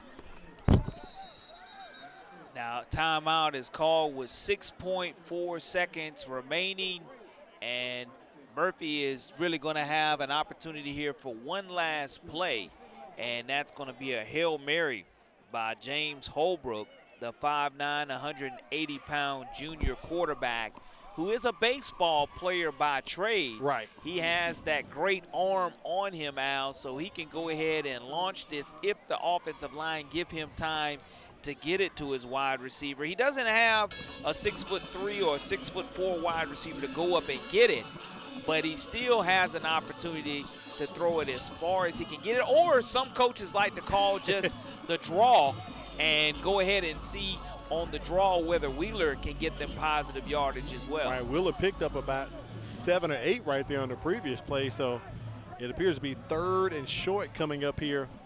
And don't forget, Corey, coming up in the second half, Murphy defers, so they'll get the ball back. So if Coach McKenzie could pull something off, he could get the 2-for-1. We saw him do the 2-for-1 against Robertsdale, scored before halftime, and then came out and got the ball. And now a timeout called by Blount. So the chess match continues.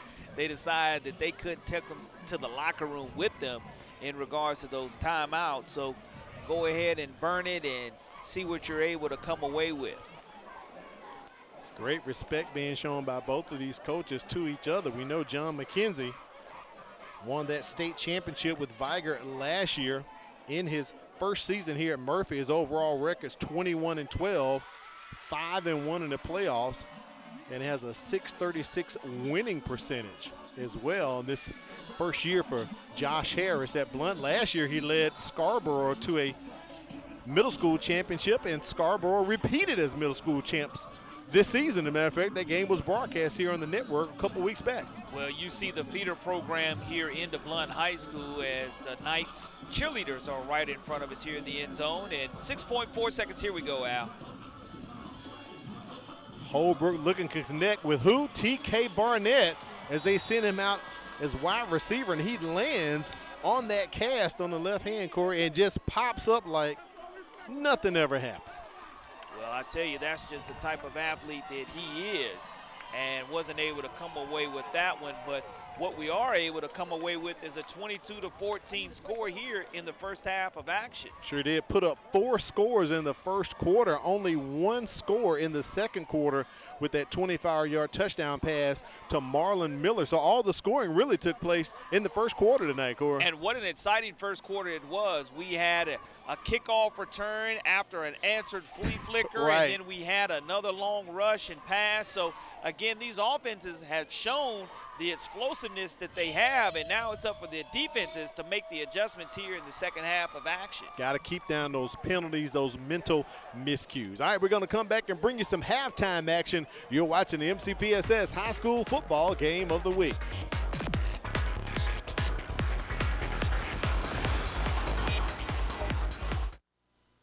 Thank you. You're welcome. Ayla, hi. Oh, hi, Sierra. How are you? Good. How are things? Things couldn't be better. What do you mean? Well, I just started this new job as a school teacher with the Mobile County Public Schools, and it has been a life changer. Great benefits, the hours are great, and great students. Just overall, it's a great opportunity. Oh, wow, that sounds great. Yeah. I'm going to look into that. You should. For more information, visit mcpss.com/job opportunities.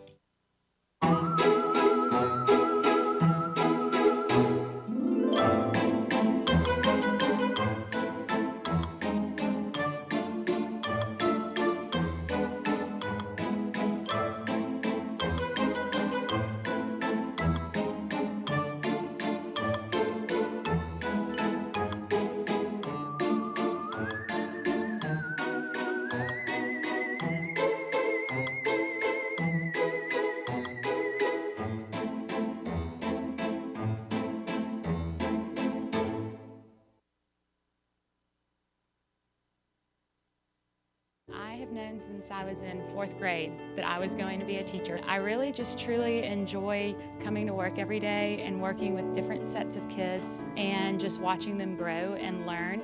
I couldn't see myself doing anything other than teaching children, being a part of children's lives, being able to inspire them in a way that some people just aren't able to do. And to know that every day is a new day, a new opportunity to make a difference in the child's life means everything to me.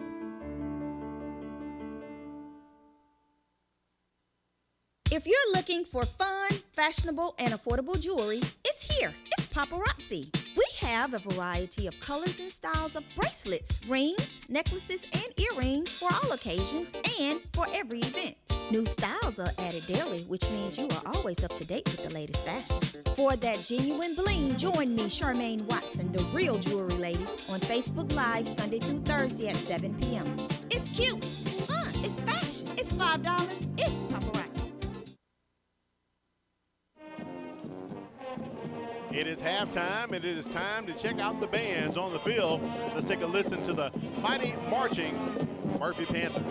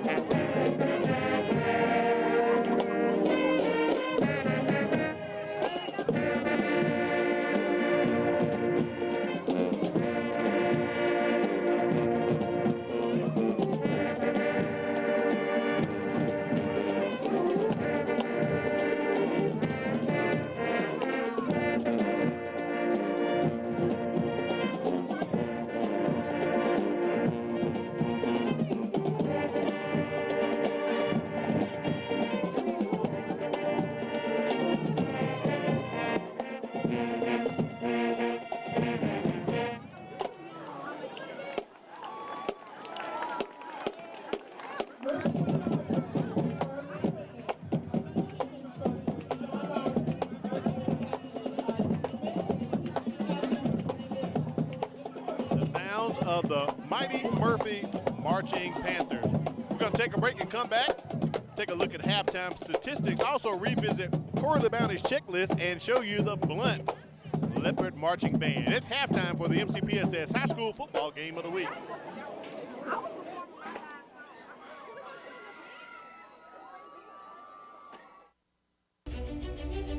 High school students, are you looking for a way to become a better leader? Then the Junior Officers Training Corps may be what you're seeking. If you would like to develop self-reliance, learn ways to be more responsible, and improve your communication skills, you can do that and more when you register for the Junior Officers Training Corps. The JROTC program is available to all high school students in Mobile County. JROTC, we build a better you. Parents, if you have a child who will be 4 years of age on or before September 1st, 2023, then mark your calendar to register for the Mobile County Public Schools First Class Pre-K program. Online registration for the 2023-24 school year opens January 15th, so don't miss this opportunity. Log on to mcpss.com for more information and a complete listing of pre-K sites, screening, and selection info. First Class Pre-K registration, January 15th. Save the date.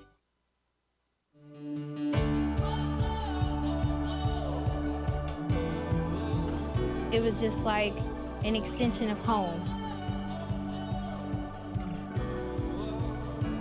Bishop give you that outlet to give you a career, a successful career.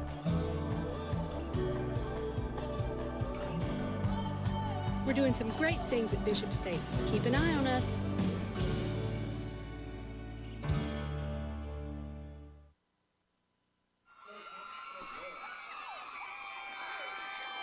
The shot of the Blount Leopards drum major. And now let's take a listen to the Blount High School Marching Leopard Band.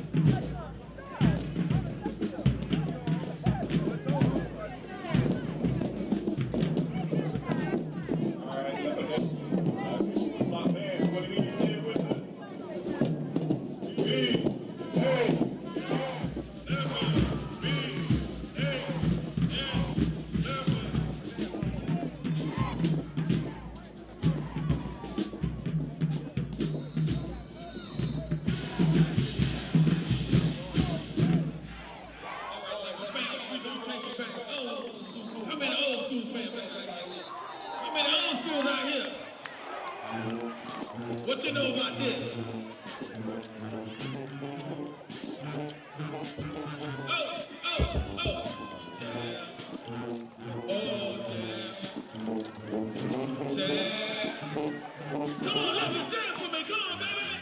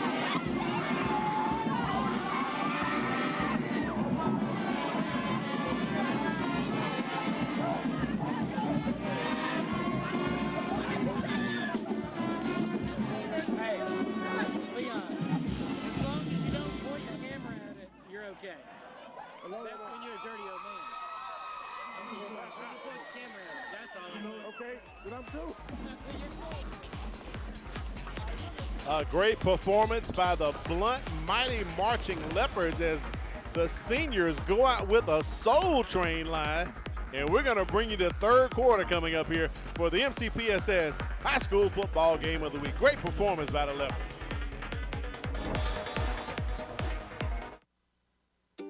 There's a lot to like about Mobile County Public Schools. What I enjoy about Mobile County School is the extra attention my teachers give us to help us learn.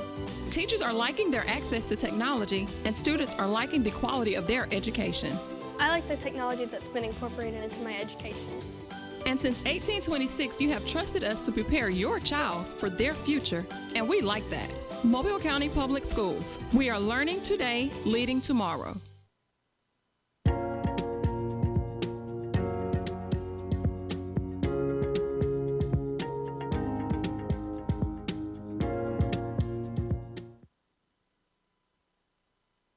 Back here at Harris Terry Stadium. What a great halftime performance by Murphy and also Blount, Corey. Well, when you start talking about the last opportunity that you have to be a part of the marching band as well, they put in a lot of work and an outstanding Halloween edition of the field show by both teams. Absolutely. Let's take a look at 6A playoffs. We started off the broadcast talking about the 7A matchups, but this is what's happening in 6A Region 1. This one's pretty much set, Corey.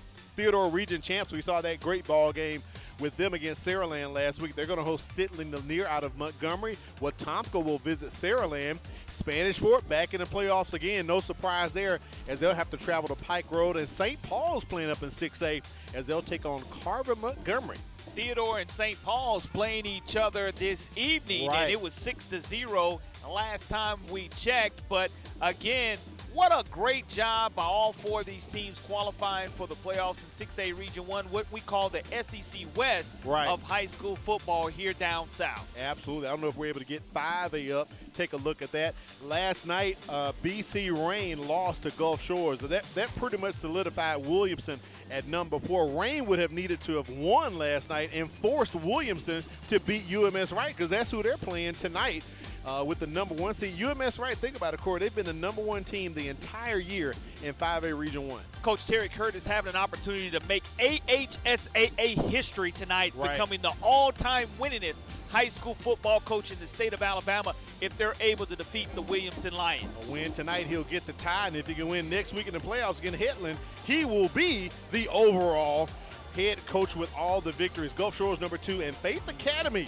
The Fighting Jack Frenches are the number 3 seed, Corey. And when you start looking at Gulf Shores defeating BC Rain last night, but Faith Academy, that is an outstanding region. You and I talked about it all season long, that this year 5A Region 1 is as tough as 6A Region 1 has been in the past. That's where all the action was. Let's take a look at the halftime statistics. Look at the rushing yards right there by Murphy. Continuing to not get any yards on the ground, but through the air, they're doing very well. When you look at all the total number of plays, I know our statistician, Matt Moore, and China Powell have done an outstanding job all season long, but really point out to us in the first half the number of plays that Blount has run as opposed to Murphy. We'll see if that plays a factor here in the second half.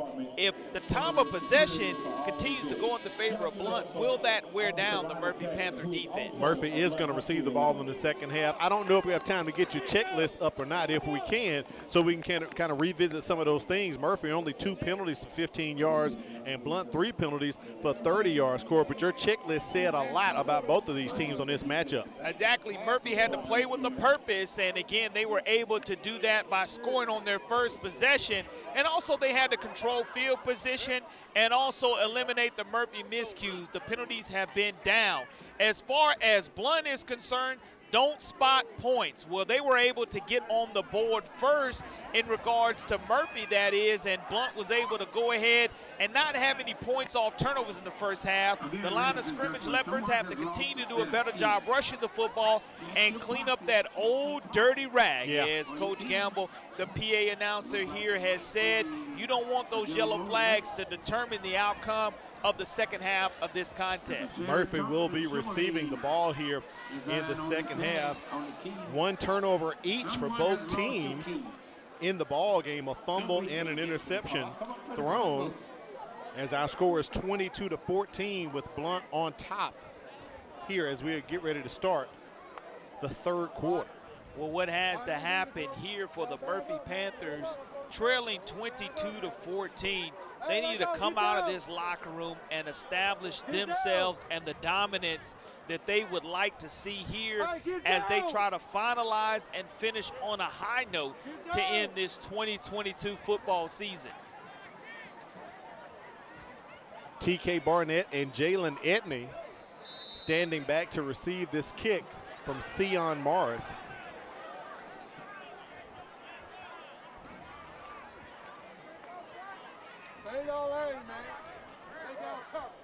We've already seen TK Barnett run one back already. Right up the middle it goes.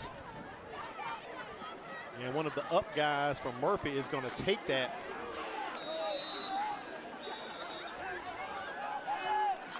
Murphy's going to get some great field position after that particular run. Brandon Bendoff, I do believe, on the fielding of that kickoff for the Panthers.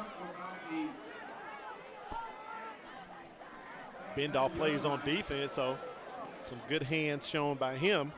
Shot right there of quarterback James Holbrook as he leads the Panthers onto the field. 1st and 10 for Murphy coming up here. Ball just outside of the 40-yard line at the 39.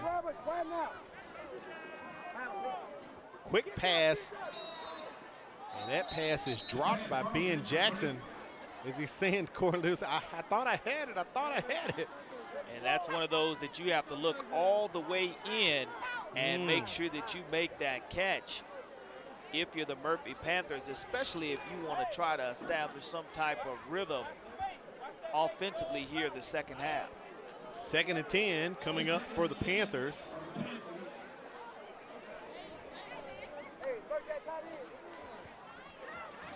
Panthers down 8 points to Blount right now. Holbrook checking his wrist. Play clock is under 10 seconds, so they need to get something off here, approaching 5. Little jet sweep to Jalen Etney. He does escape one Blount Leopard. Maybe picks up about 2 on the carry, Corey. And Edney tried to use his speed to get across that edge, and a good job of containment by this Blount defense. Jamal Wigfall, the 6'2", 215-pound senior, winds up wrapping up on that tackle, finishing off Edney, and a good job of pursuit defensively for the Leopards. That flash coming up the middle right there was Sion Morris. He had just kicked the ball off. So as he flashed up the middle from his nose guard's position, kind of slowed Edney down a bit. He couldn't really make that turn like he wanted to. Had to stretch it out a little wider, Corey. 3rd down coming up for the Panthers. Pass from Holbrook, and Ben Jackson made the mistake a lot of receivers make. He started to run before he caught the football. Rule number 1 as a wide receiver, look the ball all the way in. And once you look it all the way in, then you can go ahead and worry about getting the yards after catch and yards after contact. But it's 4th down now for Murphy, and we'll see if they decide to go ahead and put toe to leather here and flip the field. I like how Holbrook went to the sideline and patted Jackson on the chest and said, man, I'm going to come back to you. Don't worry about it. They went to him twice in that series right there. Shot of Cartel Washington as he is lined up to take the punt from Enoch Arakosi. Arakosi does get it. And Washington stays away from it. So another situation, Blount getting some decent field position, ball at about their own 32. So Murphy goes 3 and out with their first possession here in the 3rd quarter, Corey. Nothing to show for it. They hand the ball over back to the Leopards. Well, when you start talking at halftime about the strategies of both of these coaches, Coach Harris, his first strategy was to get a stop coming out of halftime by his defense, and they were able to provide that for him. Now he just needs to go ahead and find his playmakers on offense, and if there's one-on-one coverage at the top of your screen, 10 versus 10, I'm going 10 purple if you're able to get him the football at this moment. That would be Myron Dunklin, Wide out for the receivers. Flag on the play. That's self-inflicted out. It That's is. going to be false start. That's going back. That's going backwards right there for the Leopards. You don't want to do that. First offensive play in the second half. Pushes them back 5 yards. And that's part of the old dirty rag. You know what the snap count is offensively. You just have to make sure that you adhere to it and not able to come away there with the discipline that Coach Harris would like for his team to show. Is only last week only flagged for 4 or 5 penalties, right. And they don't want that to be the trend tonight where it goes upward. Pushes them back to the 27. They hand off to Deshaun Williams. He tries to go forward north and south, maybe picked up about a yard. So second down is long, still coming up here for the Leopards. They're trying to get this offense together here in the second half. Well, you have to find some type of push at the line of scrimmage. If you're the Blount Leopards, only 1 yard gain on the play. Second down and 14 yards to go from right around the 28-yard line of the Leopards. Both of these teams lost last week. Blount lost to McGill 45-18, and Murphy lost to Spanish Fort 45-6. Looking to get a win tonight to wrap up the season on a positive note to get ready for next year for both of these teams. And I believe Blount has burned a timeout. That's correct. So Blount calls timeout at 9:53 remaining here in the third quarter. Corey, the last time the Leopards had back-to-back losing seasons, you have to go back to 2005 and 2006. So it's been a while for Blount. Blount state champions in 1990, 92, 96, 97, and 98. And in the 90s, the decade of dominance, 109 and 22. And this historic program has put out over 10 NFL players, one being in the news this week, Kadarius Toney. Big trade. Getting traded to the Kansas City Chiefs. Looking forward to seeing this young man in a new environment show the electricity that he showed us here at Blount High School as well as at his time with the Florida Gators. Corey, I think that's a good move. Let's talk some NFL. I think that's a good move by Andy Reid. They trade Tyreek Hill to Miami. People say, what do you trade your speedster for?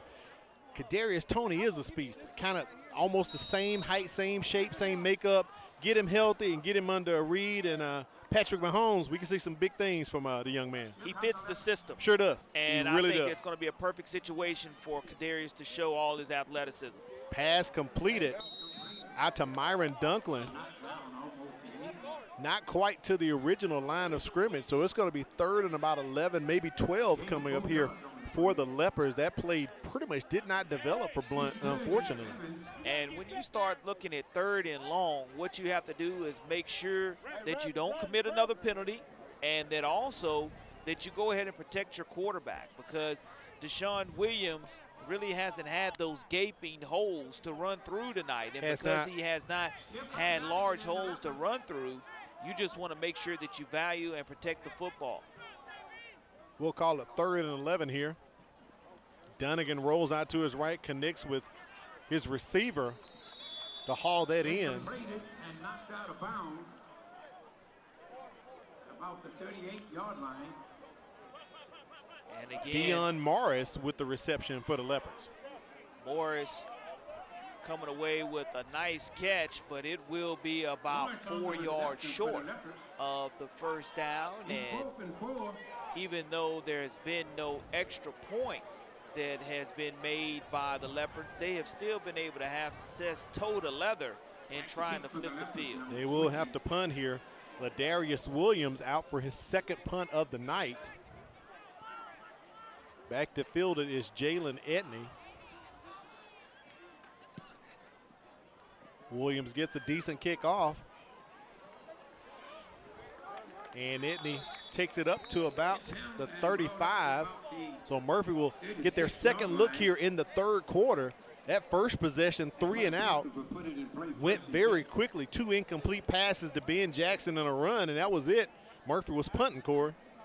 Braxton Thompson doing a great job on special teams making that tackle for the Leopards. And again, it pins the Murphy Panthers deep in their own territory here to start this drive.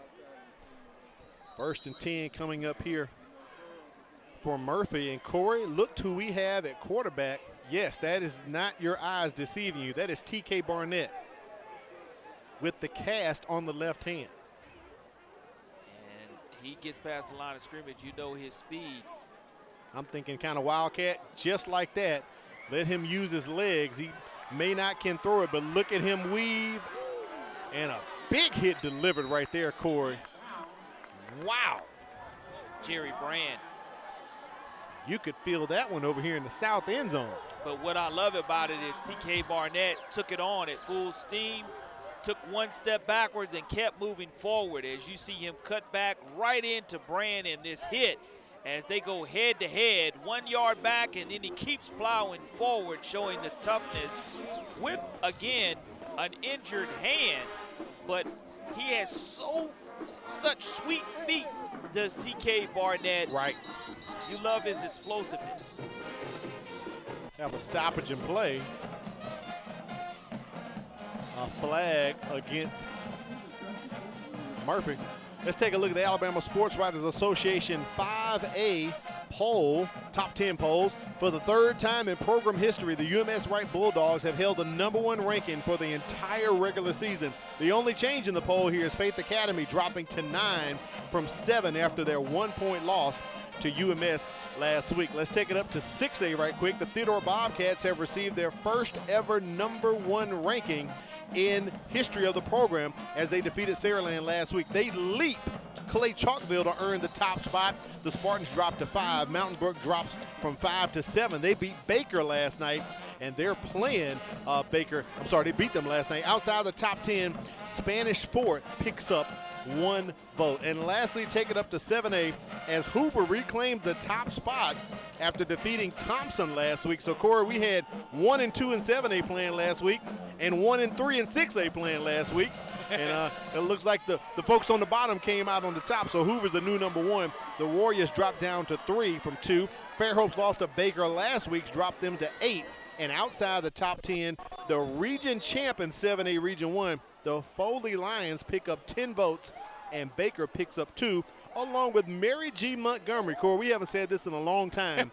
1 vote in the poll, and I think they're off this week. Yeah, they are off. They're off this week. 6 wins in a row after starting 0-4, having a combined 4 losses in the first 4 games of less than 10 points. And all those 4 opponents they lost to are playoff bound. That says a lot right there. So congratulations to Zach Golson and the Viking family out there in Sims. TK Barnett, 2nd play in a row, just going to use the feet that he offers for this Murphy offense. He's just having fun with a smile on his face at the end of the rundown, letting the guys know, hey, look, I do have an injured left hand, but it still doesn't stop me from using my right hand and protecting the football and getting positive yardage for the Murphy Panthers. Great camera work by our team right there on the sidelines. Leon and Richard. I believe we have a timeout. I don't know if that was Murphy calling timeout or Blount calling timeout, but at 6:57, we're going to take a break right here in action on the field. That allows us to take a look at one of my favorite times of the year, Corey. I know we wrap up football. There's one of our camera guys right there, Gary Bubba Arnold, as he's holding it down and representing for us. So we appreciate everything that Bubba's doing for us as well. I'm sorry, Gary Arnold. I used to work with him, so I call him Bubba like everybody. There's my golf buddy right there, Philip Mathis. He joined the crew this season, so he had a good time hanging out with us, running camera, and coming out and supporting high school athletics as well. He and I are going to have to get on the golf course after I get my knee surgery, Corey. The one and only Richard Beatty down on the sidelines doing the dirty work, staying out of the way so he's not getting run over by the players during the season. So he's a vet with us, so we appreciate Richard for doing his things as well. And there is Leon Frazier, just called his name, Oh, he's a star. Look at him winking. Ladies and gentlemen, it is star time. Leon Frazier's on your screen. Give it up for him. Give it up for him. Doing this thing. So also got to thank the great crew for that. Also our good buddy Derek Williams and Larry Richards right there. Well, that's Big Ron right there. Actually, that's where Derek normally hangs out. So Ron is on the 50-yard line, Cam, shooting it out for us tonight. Little trickeration. Holbrook comes back to the ball game with a backwards pass to Ben Jackson. Picks up 2 or 3. It's going to be 3rd and short. So those are just some of the folks on the crew. We have also other folks behind the scenes. We'll get our favorite camera shot of the year, Corey. The truck cam will come up later on at some point. And you know, when you start looking at the overall production here, second to none here. I don't care if it's ESPN, I don't care if it's NFHS, it doesn't matter. The Mobile County Public School System broadcast comes to you in HD each and every Thursday and Friday night, August through October. Absolutely. 11 weeks of greatness is what I call it. Kentrell Willer with a nice run right there. Picks up a first down, something that Murphy hasn't really done too much tonight, running the ball. And you start talking about the number of plays, that's one way to go ahead and extend or try to catch up time of possession and number of plays run. And, you know, Blount has nearly doubled up Murphy in the number of plays run, but when you look at the scoreboard, 22-14 is our score. And when you start talking about our score, Al, you must talk about the fact that the Blount Leopards here have had a lot of success early and are now with this 8-point lead relying on their defense to keep the lead. That's right, going back to the defense. First down and 10 for the Panthers. Now switch quarterbacks, bring in Barnett as he hands off to Winston Salters, the big fullback, as he plows forward for a couple of yards. Second down coming up for Murphy as they want to get on the scoreboard right here. Shut out in the second quarter, did all of their scoring early in the ball game during the first. So we'll credit Salters about a 2-yard run. We'll call it 2nd and 8 coming up here for the Panthers. And now we'll switch again. Holbrook in, Corey. Etney goes into motion. And Holbrook just throws that one away. And I can tell you that defensive pressure and quarterback hurry. No flag on the play. A late flag by Becton thrown in. That might be roughing the passer, Corey. Intentional grounding is what they're actually going to they're calling it grounding. Okay, there it is. And I didn't know if that flag was going to come out, but Kevin Norwood does a phenomenal job. He is one of our impact players, and you can see why when he disrupts that offensive line. The 6'1", 283-pound junior causes the quarterback to get that intentional grounding called against him. There's the call from Mike Becton. He threw the flag. And move the ball back inside the. So that'd be a loss of down for the Panthers as well. Here's the replay right here. I mean, no one over there, Corey, at all. Still inside the tackle box as well. And the switch is on again as TK Barnett comes in. Panthers spreading it out. Barnett trying to grasp that ball to throw. You can see him. Pass looks to be incomplete to Ben Jackson.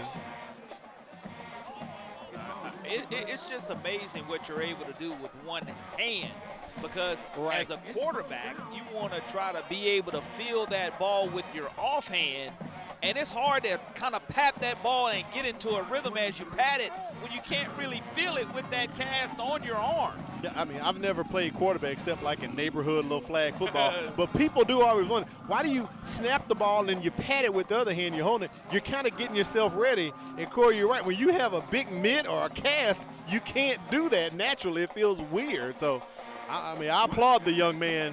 I applaud the young man for coming out, as you said, it's senior night and leaving it on the field as his last ball game as a high school football player.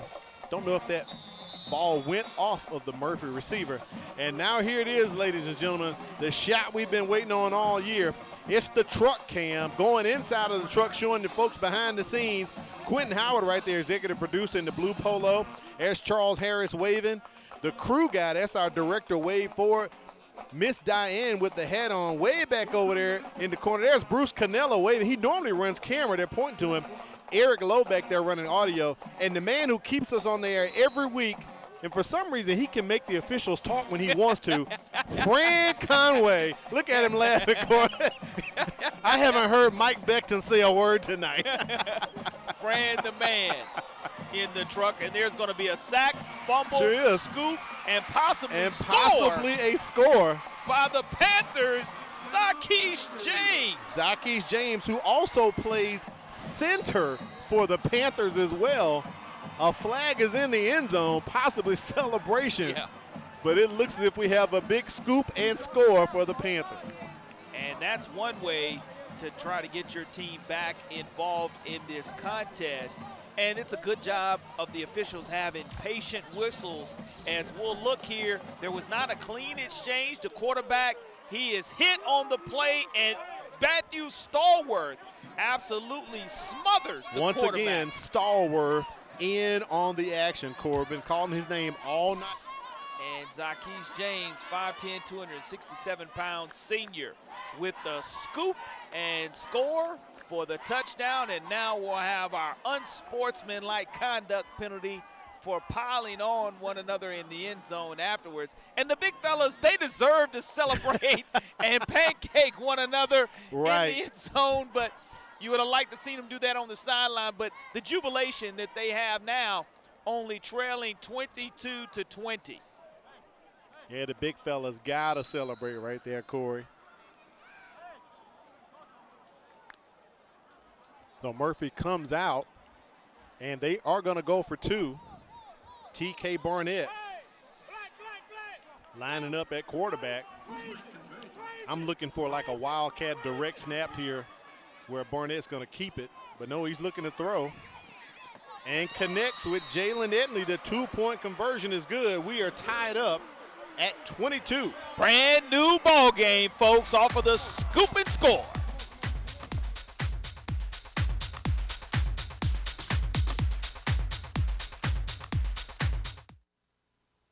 Each month, more than 90 guns are reported stolen from unlocked vehicles, creating the potential of serious injury or death.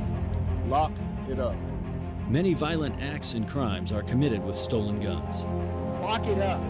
According to ATF, stolen guns pose a substantial threat to public safety. Lock it up. Be responsible. Take time to record your handgun serial number and secure it from thieves. Lock it up. Lock it up for me.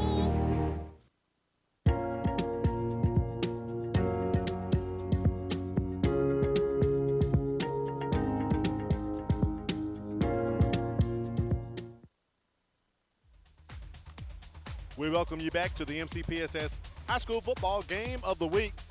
Murphy has tied it up after a scoop and score, definitely led by Matthew Stallworth, 6'2", 269 compared to Isaiah Dunnigan's 5'6", 146. Corey, you called it. He just swallowed Dunnigan up, and Zackees James, Johnny on the spot, scoops and scores for the big fellas. 4:12 remaining here at Harris Terry Stadium, and we knew that Murphy needed to come out in the third quarter and score and was unable to do so. But when you're able to manufacture points, it goes back to what I said on my checklist. Don't spot points on Blount's side, and that's exactly what I meant by spotting points. That's that scoop and score that exactly means the first thing on my checklist under Blount was about spotting points. And because of it, Al, it cost them the opportunity to go ahead and be up by 8, and now we're scored here, tied at 22-22. The pooch kick, that is a live ball, but Blount stays on top of it, almost dropped by one of the up guys right there. As we showed you the tease earlier, we will have our last game of the week Brainbuster question coming up soon, so stick around for that. Be Corey LeBounty's last opportunity to score one correctly as the scoreboard ticker goes across the bottom. Mountain Brook came down and put a wallop on Baker last night, Corey. Saw Josh Flowers had 2 interceptions in the ball game on that particular one. UMS right on top of Williamson just by 2 points in the third quarter. Theodore up over Faith at St. Paul's 8-0 as well. The scores continue to come in. Look at Auburn all over Smith Station, 56-0. And it looks like Central Phoenix possibly is going to continue to have that #1 seed in 7A Region 2. Dunnigan trying to escape, flags all on the field. We'll get the call from Mike Beckton here shortly. I don't know if that was a busted play or what, Corey. It looked erratic. I tell you, shades of Bryce Young right there in regards to letting the big defensive lineman go over the top of you as you kneel and bend down without being down. Illegal shift is going to be called against the Leopards. But if we're able to take a look at the replay there, great job in the truck. Watch how he bends down, and the defender overshoots him. Stallworth does. Squirted out the way. And he's Wow. able to go ahead and find yardage. And unfortunately, the illegal shift being called against the Leopards is going to cost them 3 yards. But that's a great sign from the quarterback, showing the ability to escape trouble in the pocket. And that time, Stallworth was not able to wrap him up and went high, and the young quarterback Dunnigan just went low. 1st and 15. Ball at the 25-yard line of Blount. Handoff to Deshaun Williams as he is wrapped up behind the line of scrimmage. He's going to lose about 2 or 3. Williams just can't seem to get off tonight with his running, Corey. Wants to try to get those positive yardage, but can't even really get his second and third step established before he's either running laterally or being down close to the line of scrimmage. And you can definitely see the frustration in this young man's face. Tackled by Desmond Mitchell. Back-to-back 1,000-yard seasons for the young man. He talked to us at media days about he wanted to break records and do great things. Corey Kelly almost picked him one off, Corey. That ball floated in the air to Terrence Miller. Yeah, you just have to put some more oomph on that football if you're the quarterback for Blount, and that's one that, again, almost was a pick six. Yeah, that could have been a house call for real right there. Kelly already has an interception in the ball game, but a flag on the play.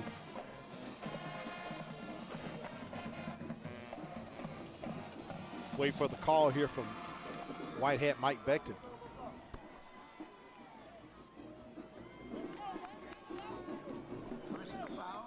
Personal foul, roughing the passer called against Murphy. So that's a big 15 and a first down. So the Panthers bail out the Leopards on that play.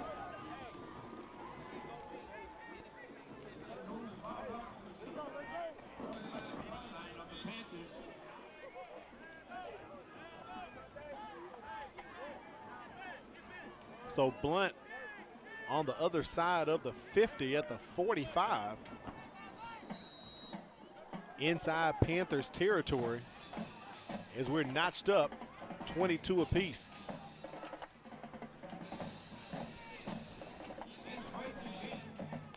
Dunnigan looking to the sideline as he and Deshaun Williams approach the line.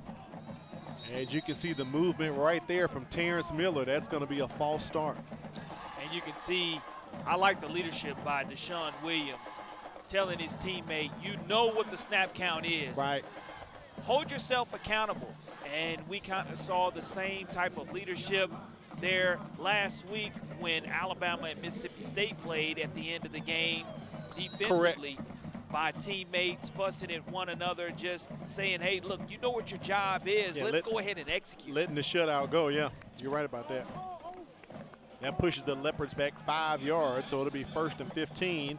Ball sitting at the midfield stripe. They give it to Williams. Once again, that name we've been calling all night, Matthew Stallworth, pulls him down. So active from his defensive end position, been having one of those nights to where this young junior is trying to put together an outstanding highlight film to build for the offseason from a defensive end or a defensive tackle position for defensive coordinator Michael Perry. And I would say, Corey, he's making a strong case for the Career Tech Education Player of the Game. We have called Stallworth's name all night long. Second down, about 14 to go here for the Leopards. High pass to Marlon Miller. He's not quite that tall. He can't haul it in. Third and long coming up for Blount. What a difference penalties make. And Look that's at it. one of those things that I talk about. Don't spot points, but also cleaning that old dirty rag like our PA announcer, the legendary Santee Gamble, talks about. You just can't afford to put your offense in negative situations, behind down and distance. So after the roughing the passer penalty, Blount has yet to pick up an offensive yard on the series so far here. Third and long. They fake it to Williams and toss it out to Terrence Miller, but I believe he may be 2 yards shy or 3 yards shy of the first down marker. I'm sure the Leopards will be going for it right here, Corey. Well, when you're in Murphy territory, it doesn't hurt to go ahead and go for it, especially being a 4th and 1. This is going to be the biggest play of the game for the Blount Leopards here late in the third quarter of action. And remember, you have a 1,000-yard running back there as well. And you just have to find that push at the line of scrimmage, and you don't want to have to burn a timeout here to get everybody lined up to get that push at the line of scrimmage. Under 10 seconds on the play clock. 4th and short for Blount. They do give it to Williams, and look at the burst of speed he puts on it, and he's going to have enough as he falls past the 35-yard line. And he just went straight up with Matthew Stallworth, that is, and you see the hard downhill running, something we haven't had an opportunity to see a lot of tonight, as he was able to gain forward momentum, and there is going to be an injury timeout on the field. And the chains are moving, so we have a break right here with the injured player. We're able to get our Game of the Week Brain Buster question up. We'll put it up and take a look at it. All right, Corey, Blount and Murphy have met 29 times. In what 2 classifications have they only played each other? 7A and 6A, 6A and 5A, 6A and 4A, or 5A and 4A? That's our last Game of the Week Brain Buster of the year. We'll reveal the answer sometime in the fourth quarter or shortly soon. Big fella gets up. Rydarian Locke, left tackle, walking off the field. So the trainer's smiling, so he must be doing pretty good. Yeah, that's something that the injury bug has really bitten the Blount Leopards. It has. Over the last few weeks, and when we start looking for a depth chart, it looks nothing like week 0 does, that's for certain. That is for sure, Corey Bounty. It has been reworked and retooled since we have seen the Leopards at the top of the year. They have gone through 3 quarterbacks at this point. 1st and 10 at the 35-yard line. Hand off to Deshaun Williams, as you pointed out, north and south, up the middle he goes. Nice run by Williams. And that's probably his biggest gain of this particular matchup between these 2 schools tonight. Probably a 6-yard gain for Deshaun Williams, and it's going to bring up 2nd down and 4 yards to go. We are under 1 minute. Ironically, Corey, 1 score in the second quarter, and so far only 1 score here in the third quarter of play. And we are tied up 22-22.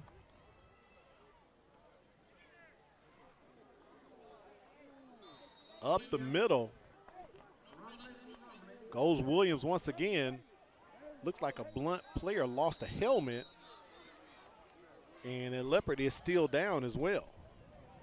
And if that's from the offensive line position, that's something they can ill afford.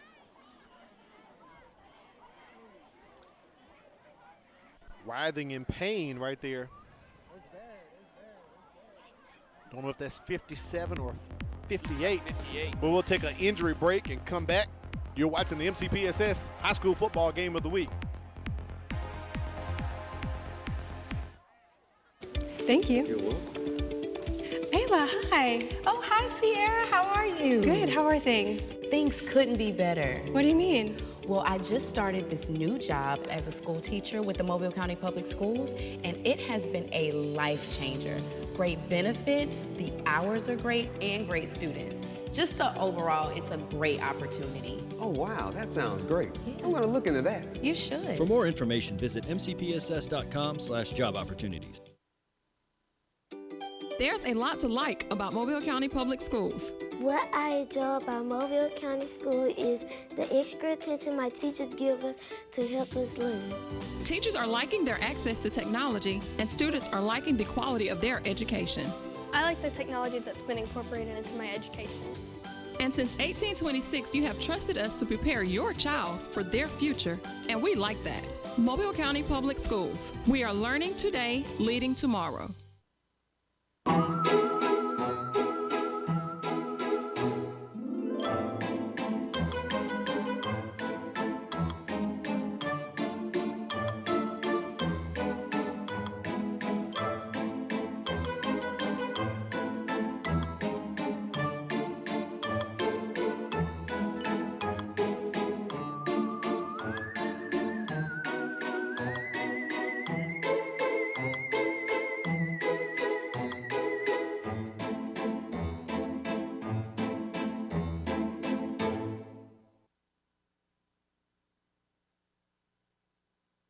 Parents, if you have a child who will be 4 years of age on or before September 1st, 2023, then mark your calendar to register for the Mobile County Public Schools First Class Pre-K program. Online registration for the 2023-24 school year opens January 15th, so don't miss this opportunity. Log on to mcpss.com for more information and a complete listing of pre-K sites, screening, and selection info. First Class Pre-K registration, January 15th. Save the date. We welcome you back to the MCPSS High School Football Game of the Week. Al Wheaton and Corey LeBounty on the scene as they help the young man off the field, Tyler Petway, the injured player. Hopefully he will be okay, Corey. And who is okay is number 1 in purple, and we mentioned him as an impact player in the contest. As you just continue to feed him, man, let him pound and pound and pound, and hopefully pound for positive yardage. Right. As that time he's able to gain 4 yards, Al, and bring it 2nd down and 6 yards to go as we're getting ready to enter the 4th quarter of action. We are. I had to enter the insect protection zone, Corey, as I was being invaded by the ants over here for some reason. I don't know if they like my white paper or what. It's not like I have food on the table. You know, they're just all on my notes, man. All right, it's the end of the 3rd quarter. Let's take a look at the Game of the Week Brainbuster question. Blount and Murphy have met 29 times. In what 2 classifications have they only played each other? Well, I'm going to say it's not A because 7A just started less than 10 years ago. Okay. And if they've met 29 times and this is the first time in a decade, I like to go with B, 6A, and 5A because Murphy's always been the largest classification school. Okay. And Blount has won multiple 5A state championships. So all right. I just want to go with my gut and go with B. Corey's going to go with B, and we'll get Miss Diane to reveal the answer. And Corey, it is actually C. You have to go back to years ago before 6A, Corey. There were only 4 classifications in the state of Alabama. And they have only played each other 4A and 6A. But that was a good guess, though. And you start Murphy's talking never about been a 5A team. That's the thing. A 5A Murphy being – I knew Blount was a 5A team, and I think that's where I tricked myself. Because you said it. Murphy has always played in the largest classification. So they went from 4A to 6A to 7A. They were never a 5A team, Corey. You talked yourself out of it. And here's the thing that really bothers me the most about me giving the incorrect answer. I didn't go with the letters C. You didn't go with C, Corey. I thought you were going to go with C. 2nd down for the Leopards as Deshaun Williams plows ahead. Here's a look at the stats through the 3rd quarter. Murphy picking up some more rushing yards, 27. 105 in passing yards, but Corey, look at the penalties. They have caught up and surpassed Blount. 6 penalties for 55 yards for the Panthers. And that's the biggest thing for Blount that they must control here in the fourth quarter of action. Staying ahead of the sticks offensively, not having a lot of penalties, and here on this offensive drive, capitalizing, getting into the red zone area.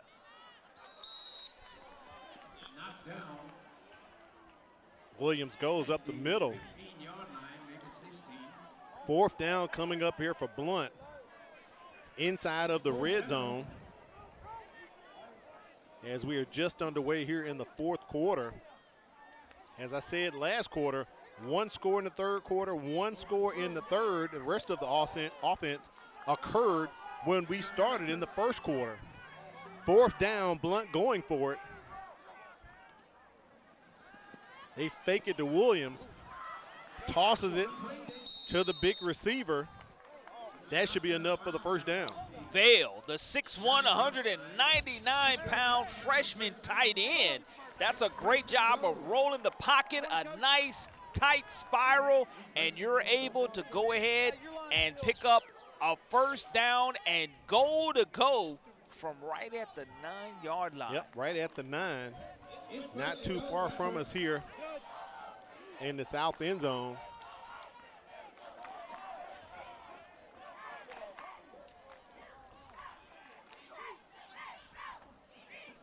Leopards have been close to the goal line before and have not punched it in. Dunnigan decided to keep that one. It went nowhere. 2nd and goal coming up for the Leopards. Well, we saw earlier, maybe in the second quarter, to where it was 1st or 2nd and goal from the 1-yard line, and Blount was turned away. Well, here deep in their own territory, we'll see if this purple and white are able to capitalize here for the 2nd time deep in the red zone, and this time put 6 on the board. Dunnigan throws it away. Don't know if that may be grounding. Mike Beckton looking, and there's a flag. Oh, wow. Al, that's going to hurt, not in addition to the yard, but it's loss of down, Corey. And again, you look at the 15-yard penalty that was assessed when the Leopards were at the 1-yard line, and that's now correct. You're backed up again, and that's just so unfortunate if you're the Blount Leopards, because you're in red zone territory. Yeah. You have to find a way to get 6 on the board, and if you can't get 6 on the board here and are turned away, it's just a tremendous momentum swing for the Murphy Panthers. That's going to push them back to the 25-yard line. So that's loss of down as well. So now it's 3rd down and goal from the 25. I'm going to say look for that jump ball pass that Dunnigan has connected on earlier in the ball game. Looking to his left. Trying to go to Myron Miller. And that pass incomplete. Brian Jackson says, no way, Jose. Ball over on downs. I'm sorry, 4th down now. Well, you're in 4th and goal to go. We know you're not going to attempt a field goal at all in this situation. Correct. I like the play call in regards to putting the ball in the end zone and it being a jump ball situation. So now you have to find that one-on-one matchup. If they're not going to drop back into zone coverage and they decide to stay in man-to-man, Myron Dunklin may not be the tallest wide receiver, but he's shown he can go up and get a jump ball for your quarterback. And they're looking to go Dunklin's way. Coming right to us, Corey. And the tip drill went from Corey Kelly almost to another defensive back, Brandon Bendoff. Bendoff recovered a fumble earlier. That would have been an interception, 4th down. So now ball over on downs to Murphy. And that's exactly who I would have gone to as well. I would have attempted the same exact pass to Dunklin, but again, we mentioned 10 on 10, and that time 10 in white. Corey Kelly was able to go ahead and get the momentum swinger for the Panthers offense.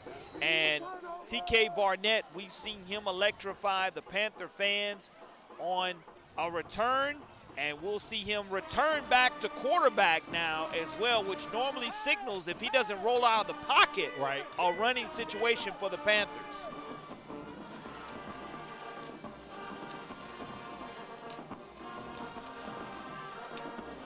Quick handoff as Murphy gets a big run right there from Kentrell Wheeler. He's going to move the chains. Look at the run from Wheeler right here. Well, Wheeler, when he makes that step, decides not to bounce it to the outside and presses the hole back to the inside, you see his explosiveness and now tempo by the Murphy Panthers. Good shot of the left hand right there of TK Barnett. Completes it to Jalen Etney. Etney's on the move, first down as he gets past the 50-yard line, and a flag on the play near the Murphy sideline. Let's see, I want to say it may be for unsportsmanlike if the referee says that he spiked the ball afterwards. Not quite sure what they're going to call, but holding against the Panthers. And it could have been, as Edney was running up through that screen, Corey, someone probably got too much jersey. Watch at the end of this play. Edney, there's the hole on the far side right there. Gets the first down, and then when he comes up, throws the ball down. I wasn't sure if that's what the flag was thrown for, but nonetheless, they do get a first down out of it and have gotten out of the shadows of their own end zone. That being the spot foul, is going to be first and about 6 yards to go here coming up for the Panthers. TK Barnett trying to bring a sense of juice, a sense of urgency to the Panthers. Now that should definitely, I would think, be a late hit. And then the flag comes in right there, Corey. You could see Barnett outside on the sideline. And big Malachi Howard was urging the officials to go ahead and throw that one, wanted to come over and protect his quarterback, knew he couldn't retaliate or it would be offsetting, but that's an easy call for the officials to make. It's going to be a free 15 yards for the Murphy Panthers. Tax on 15 on top of it. You can see that one coming up right here on the replay. Nice block by Ben Jackson up there. But definitely a late hit. And now, Al, when they took over this situation for Blount that was first and goal to go and wound up being fourth and goal to go, now you have a timeout for the Leopards to regroup themselves. So think about it, Corey. It was second and goal from the 8-yard line. An intentional grounding. That's a loss of down, pushed him back to the 25. Could not capitalize, and now Murphy has driven down into Blount territory, possibly looking to get some points on the board here. Great look there at the tuba section, coming down, looking at the field, and they're just absolutely loving senior night here at Harris Terry Stadium.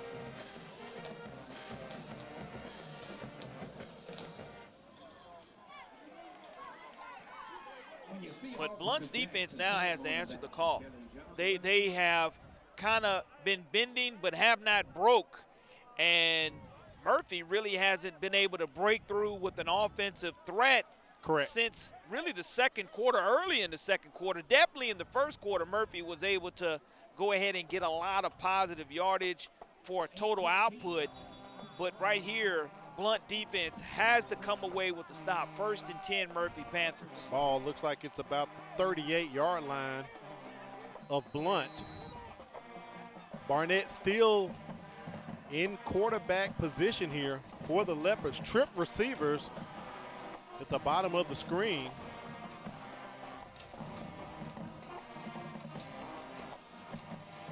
Barnett gets the ball positioned in his hand, decides to keep it, tucks it, takes off.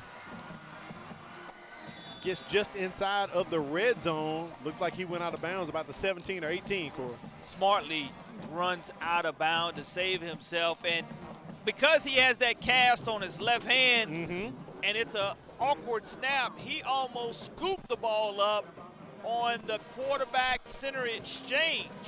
And instead of catching it, he scooped it. I don't know if we're able to see that play because the snap wasn't clean, but again, a great play by TK Barnett, extending the play and getting a fresh set of downs, and the Murphy Panthers are on the march. Inside of the red zone, ball sitting at about the 17, maybe 18-yard line, 1st and 10. Same formation here for the Panthers. They started off the ball game with a flea flicker. John McKenzie calls timeout. You can see him walking up the sideline because the play clock was about to run out, Corey. Knows that in that red zone area, every bit of yardage is critical. You have to have great yardage and field position. Can't afford to be 1st and 15 from outside of the 20-yard line if you're John McKenzie on the offensive march for the Murphy Panthers. Our statistician Matt Moore was telling me Blount used 17 plays on that drive previously, no points to account for it, Corey. Well, on the other one, they had 11 plays, so that's 28 plays that have resulted in zero points on the board. All right, we have a break right here on this timeout. If we're able to get up that 7A playoff scenario, kind of refresh you guys and let you know as to what's going on. We know right now Baker and Foley really don't know who they might be playing because tonight Enterprise and Prattville are playing. Dothan won last night, so in essence they need Prattville to lose, and they're going to get in at the number 4 seed. If Enterprise win, they'll be the number 3 seed. If all 3 of them win, Prattville's going to be the third seed, and Enterprise is going to be 4 because Enterprise beat Dothan already this season. 1st and 10, little quick pass to Jalen Edney. He cannot haul it in. Drops right there at his feet. That's one of the first times that you've seen on this drive the Murphy Panthers sputter on offense. Does stop the clock at 8:02. We are still notched up at 22. The last score came from Zakeesh James, nose guard for the Panthers, who had a scoop and score off of a fumble from Isaiah Dunnigan deep in Blount territory. And we'll call him Mr. Iron Man. TK Barnett puts on the cast and the uniform and comes out to play tonight, Corey. We've seen him on special teams, defense, and now on offense. Direct snap to him. He's going to keep it. Forced out of bounds by the Leopards. Looks to be no gain on the play. 2nd down. Sorry, 3rd down coming up here for Murphy.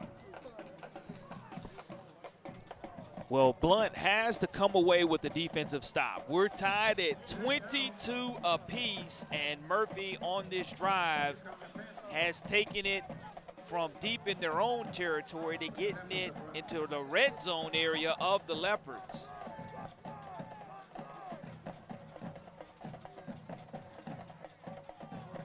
Barnett back to throw. Pass incomplete. It'll take Murphy to 4th down.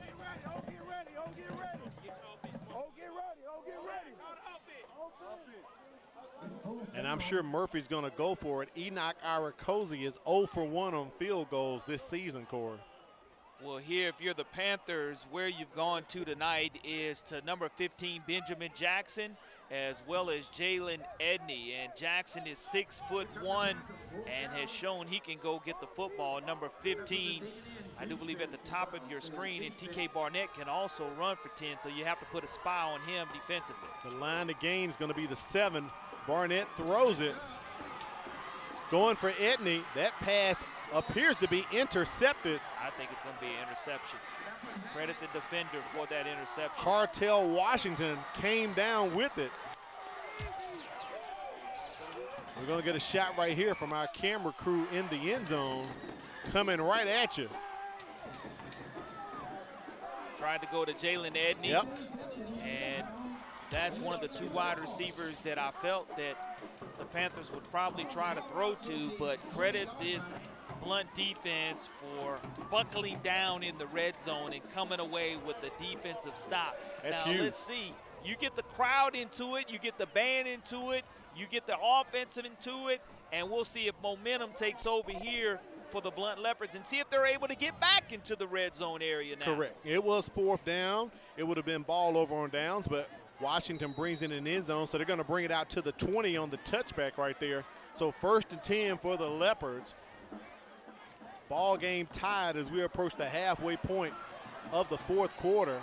Deshaun Williams forced out of bounds. That's going to be a late hit, Corey. And that's one of those unnecessary penalties by the Murphy Panthers, and I think that's going to be called against Jamal Cleveland. Something we just saw Blount do to help Murphy out, and they return the favor as Williams is hit out of bounds. Get that free 15 yards, as you just have to pull up, and he pulled up after he had already hit him 3 yards out of bounds, and that's going to be a plus for Josh Harris and this Blount Leopard faithful. And again, that's the type of play that you need for your crowd to get behind you. And all it takes is one play to change the whole dynamics of this game. And you have plenty of time with 6:51. Murphy only has 1 timeout remaining. Blount has 2. And that's something to keep an eye on as well. Ball on the 30-yard line, 1st and 10 for the Leopards. Hand off to Deshaun Williams. Goes to the left, brings it back to the right, up the middle he goes. Nice run for him, about 8 yards. As the running back pushes Blount closer to the midfield stripe. But Williams hurt, taking his time, Corey, to get up.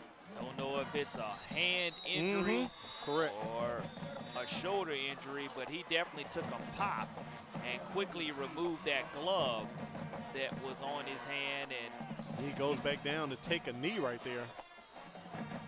So they're going to take a look at Deshaun Williams. Said early in the contest, he has run for 1,000 yards back-to-back seasons as a sophomore and a junior. We'll take an injury timeout and come back and bring you some more action.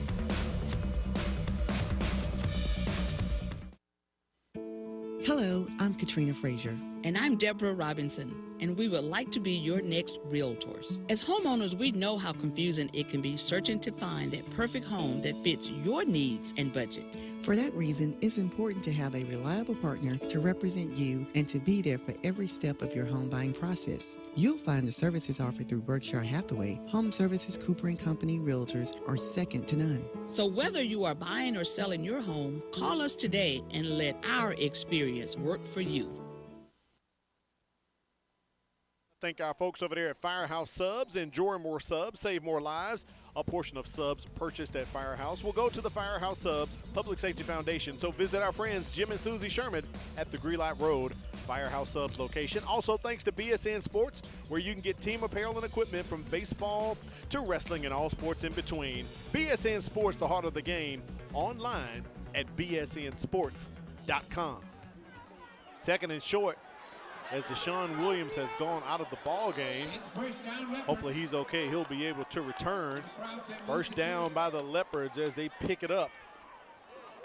Let's go, Dion Morris with the carry. And the chains will move for Blount. Sometimes when you strike up the band, that's what it takes to get your offensive momentum. And we'll see if Deshaun Williams decides to or is able to come back to this contest, as you see number 1 in purple back on your television screen. And we'll see if they continue to feed number 1, who was trying to get into some type of running rhythm for this Leopards offense. Under the halfway point here in the 4th quarter. Little quick out to Morris.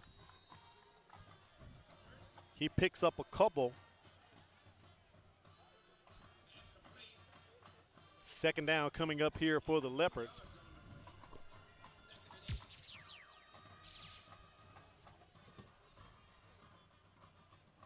Morris took his time, hauled it in. About a 3-yard gain, so 2nd and about 7 here for Blount. As the clock continues to tick, approaching 4 minutes here remaining in the ball game. We're tied up at 22 apiece. 2nd and 8, the young freshman quarterback leading the Leopards. He's going to keep it, tries to turn the corner. He is not down, reverses field, Corey, going backwards.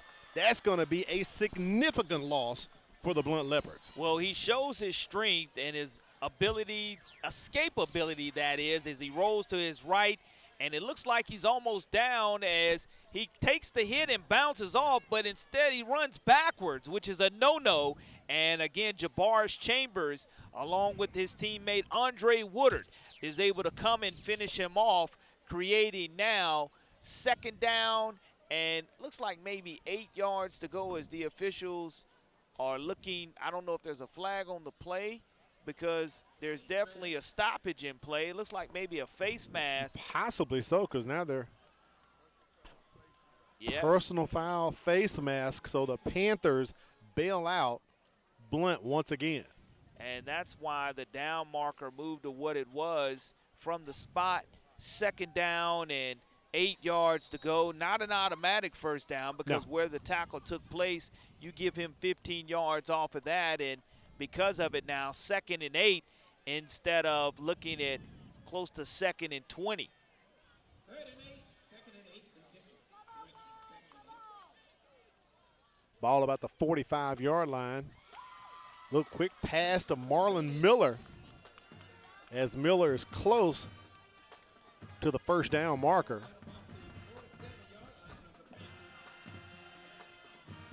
Going to be 3rd down and short here coming up for Blount.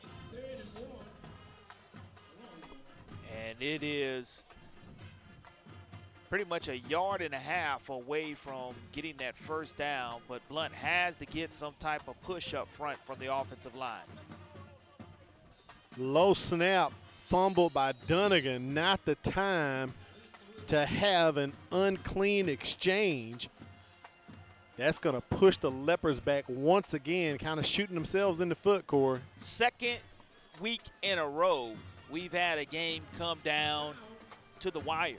And here it is, both of these teams mirror images of one another. Murphy coming in at 2-6, Blount coming in at 2-7. Right. And someone wants to get that win to go into spring training here that will be in late May. And when practice starts in early March and late April, you want to make sure that you have some momentum with your team. Darius Williams gets the punt off. Brandon Bendoff from Murphy on the run near the 50-yard line. It's a fumble. The ball is out. Blount is saying they have it. They do. I don't know if he was down first or not. The officials are having to make it. But they're saying they have the ball. There's the punt from Williams.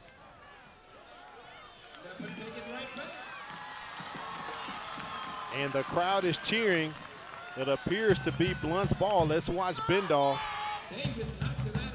And that's a live ball, Corey. It's out. It's a fumble. We'll see what Blount's costly turnover right there. It definitely was out before his knees touched the ground, and great job of Blount jumping on top of it and creating that turnover, as a great replay crew was able to show that that is clearly a fumble. And it will now be 1st and 10 Blount with 2:21 remaining, and we're tied at 22 apiece. And one thing here on this drive, Blount cannot have any penalties. Cannot. At all, Al, because what you need to see here is Myron Dunklin get involved in this offense. Haven't called his name in a long time, Corey, as far as them hauling in a completion or some type of offensive play. That is Murphy's 3rd turnover of the ball game. And here it is, Myron Dunklin looks like he is in at quarterback. Blount kind of going with a wildcat here. Don't know if they're going to do it, making him quarterback. Flea flicker of their own. There's a man deep, wide open. Tyler Tucker hauls it in. I'm sorry, that's Jerry Brand, number 6. So Blount returns the favor from early in the ball game. The first play that Murphy ran was a flea flicker, and they do it right here. Dunklin though has Sean to get Williams involved, to Dunklin. and he does. And you get your playmakers to football. How do you do it?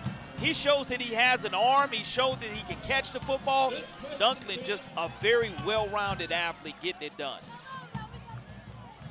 Brand high points the ball and brings it in.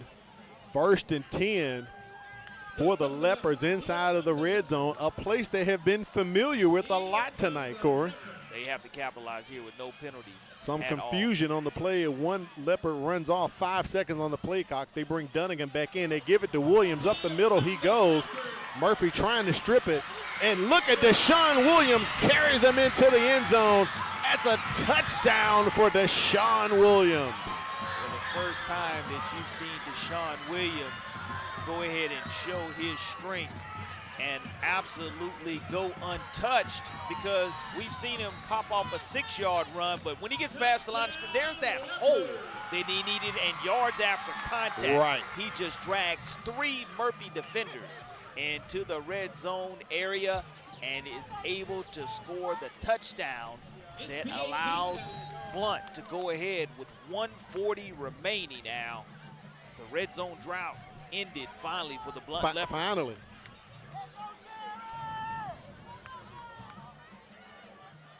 That's Williams' second touchdown of the night. And the Leopards are going for 2 as Myron Dunklin comes onto the field late. They give it back to Deshaun Williams, and he almost was able to stretch out, but tie it up. 28-22 is the score. Blount back on top.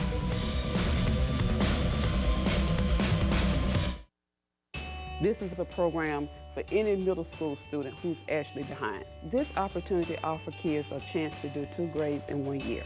If it wasn't for Star Academy, I would still be in 8th grade and probably still struggling. We are one-on-one. We have small classrooms, and we're able to give students that personal touch, that personal attention. I know I'm coming to see good teachers, good attitude, and also they're here to teach us what we need to learn.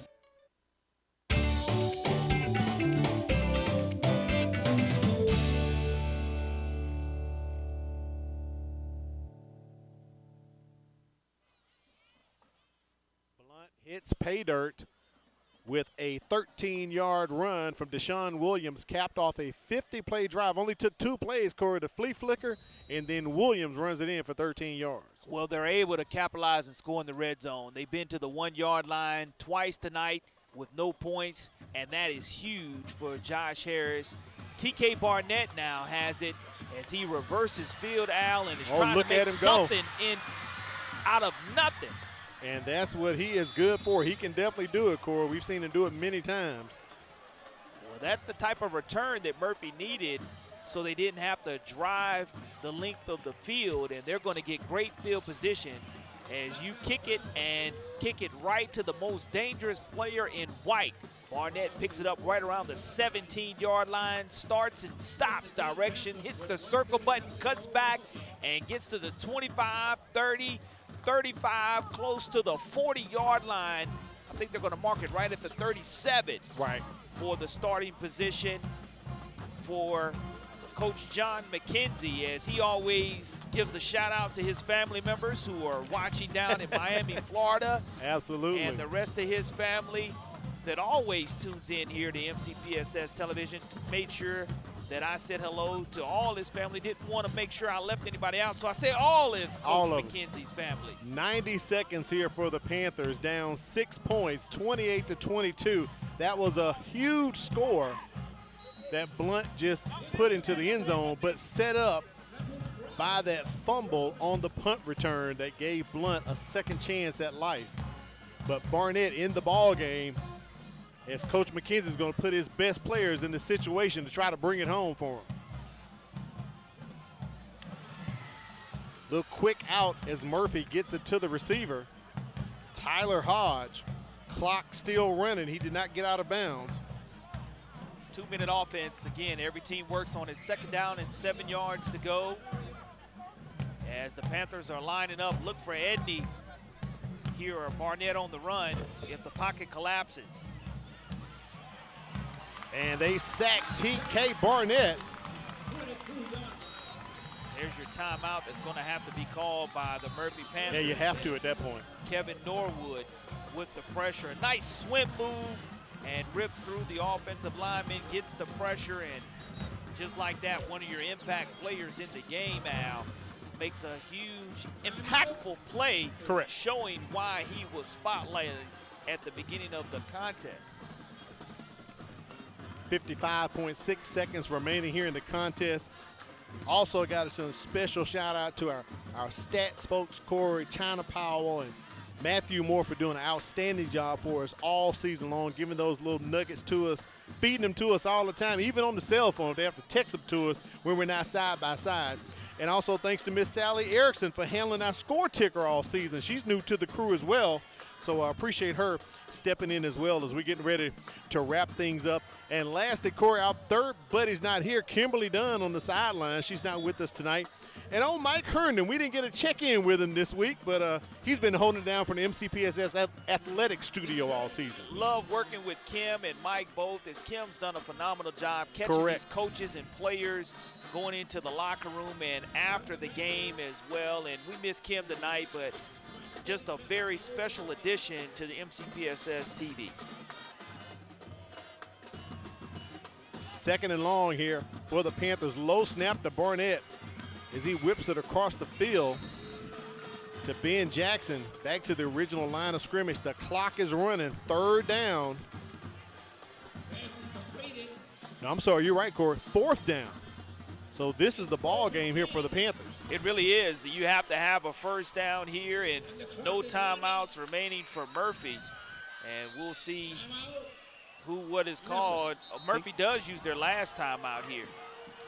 I thought the Panthers were out. I did too.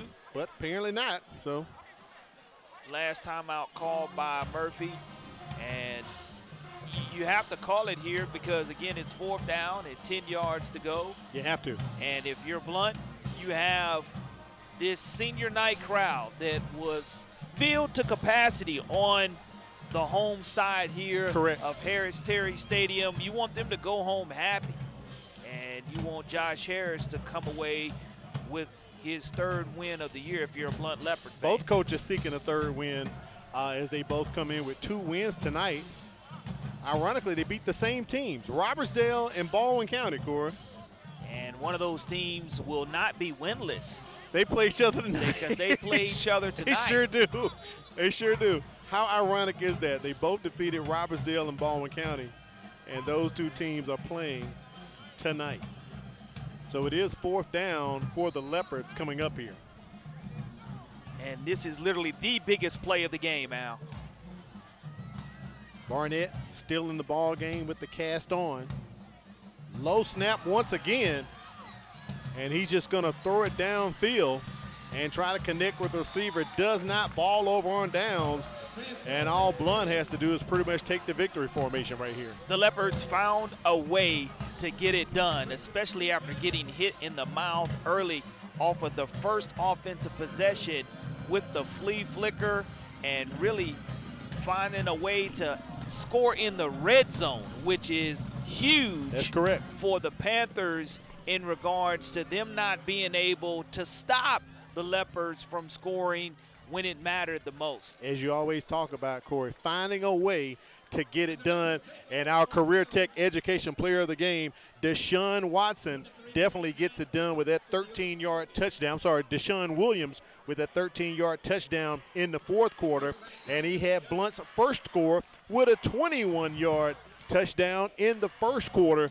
So Mr. Williams scoring on the front end and on the back end, Corey. And you mentioned, would Matty T fire it up in the pregame in your monologue right there? And they absolutely are firing it up right now in regards to getting their crowd excited and leaving here on senior night with the win and getting the momentum going into the offseason. And that's the key right there. As you get ready to build, we know that the Blount Leopards are a young team, as are the Murphy Panthers as well. So we expect to see really big things out of both of these teams from next year. 28-22 is the score as Blount gets the win. They come back.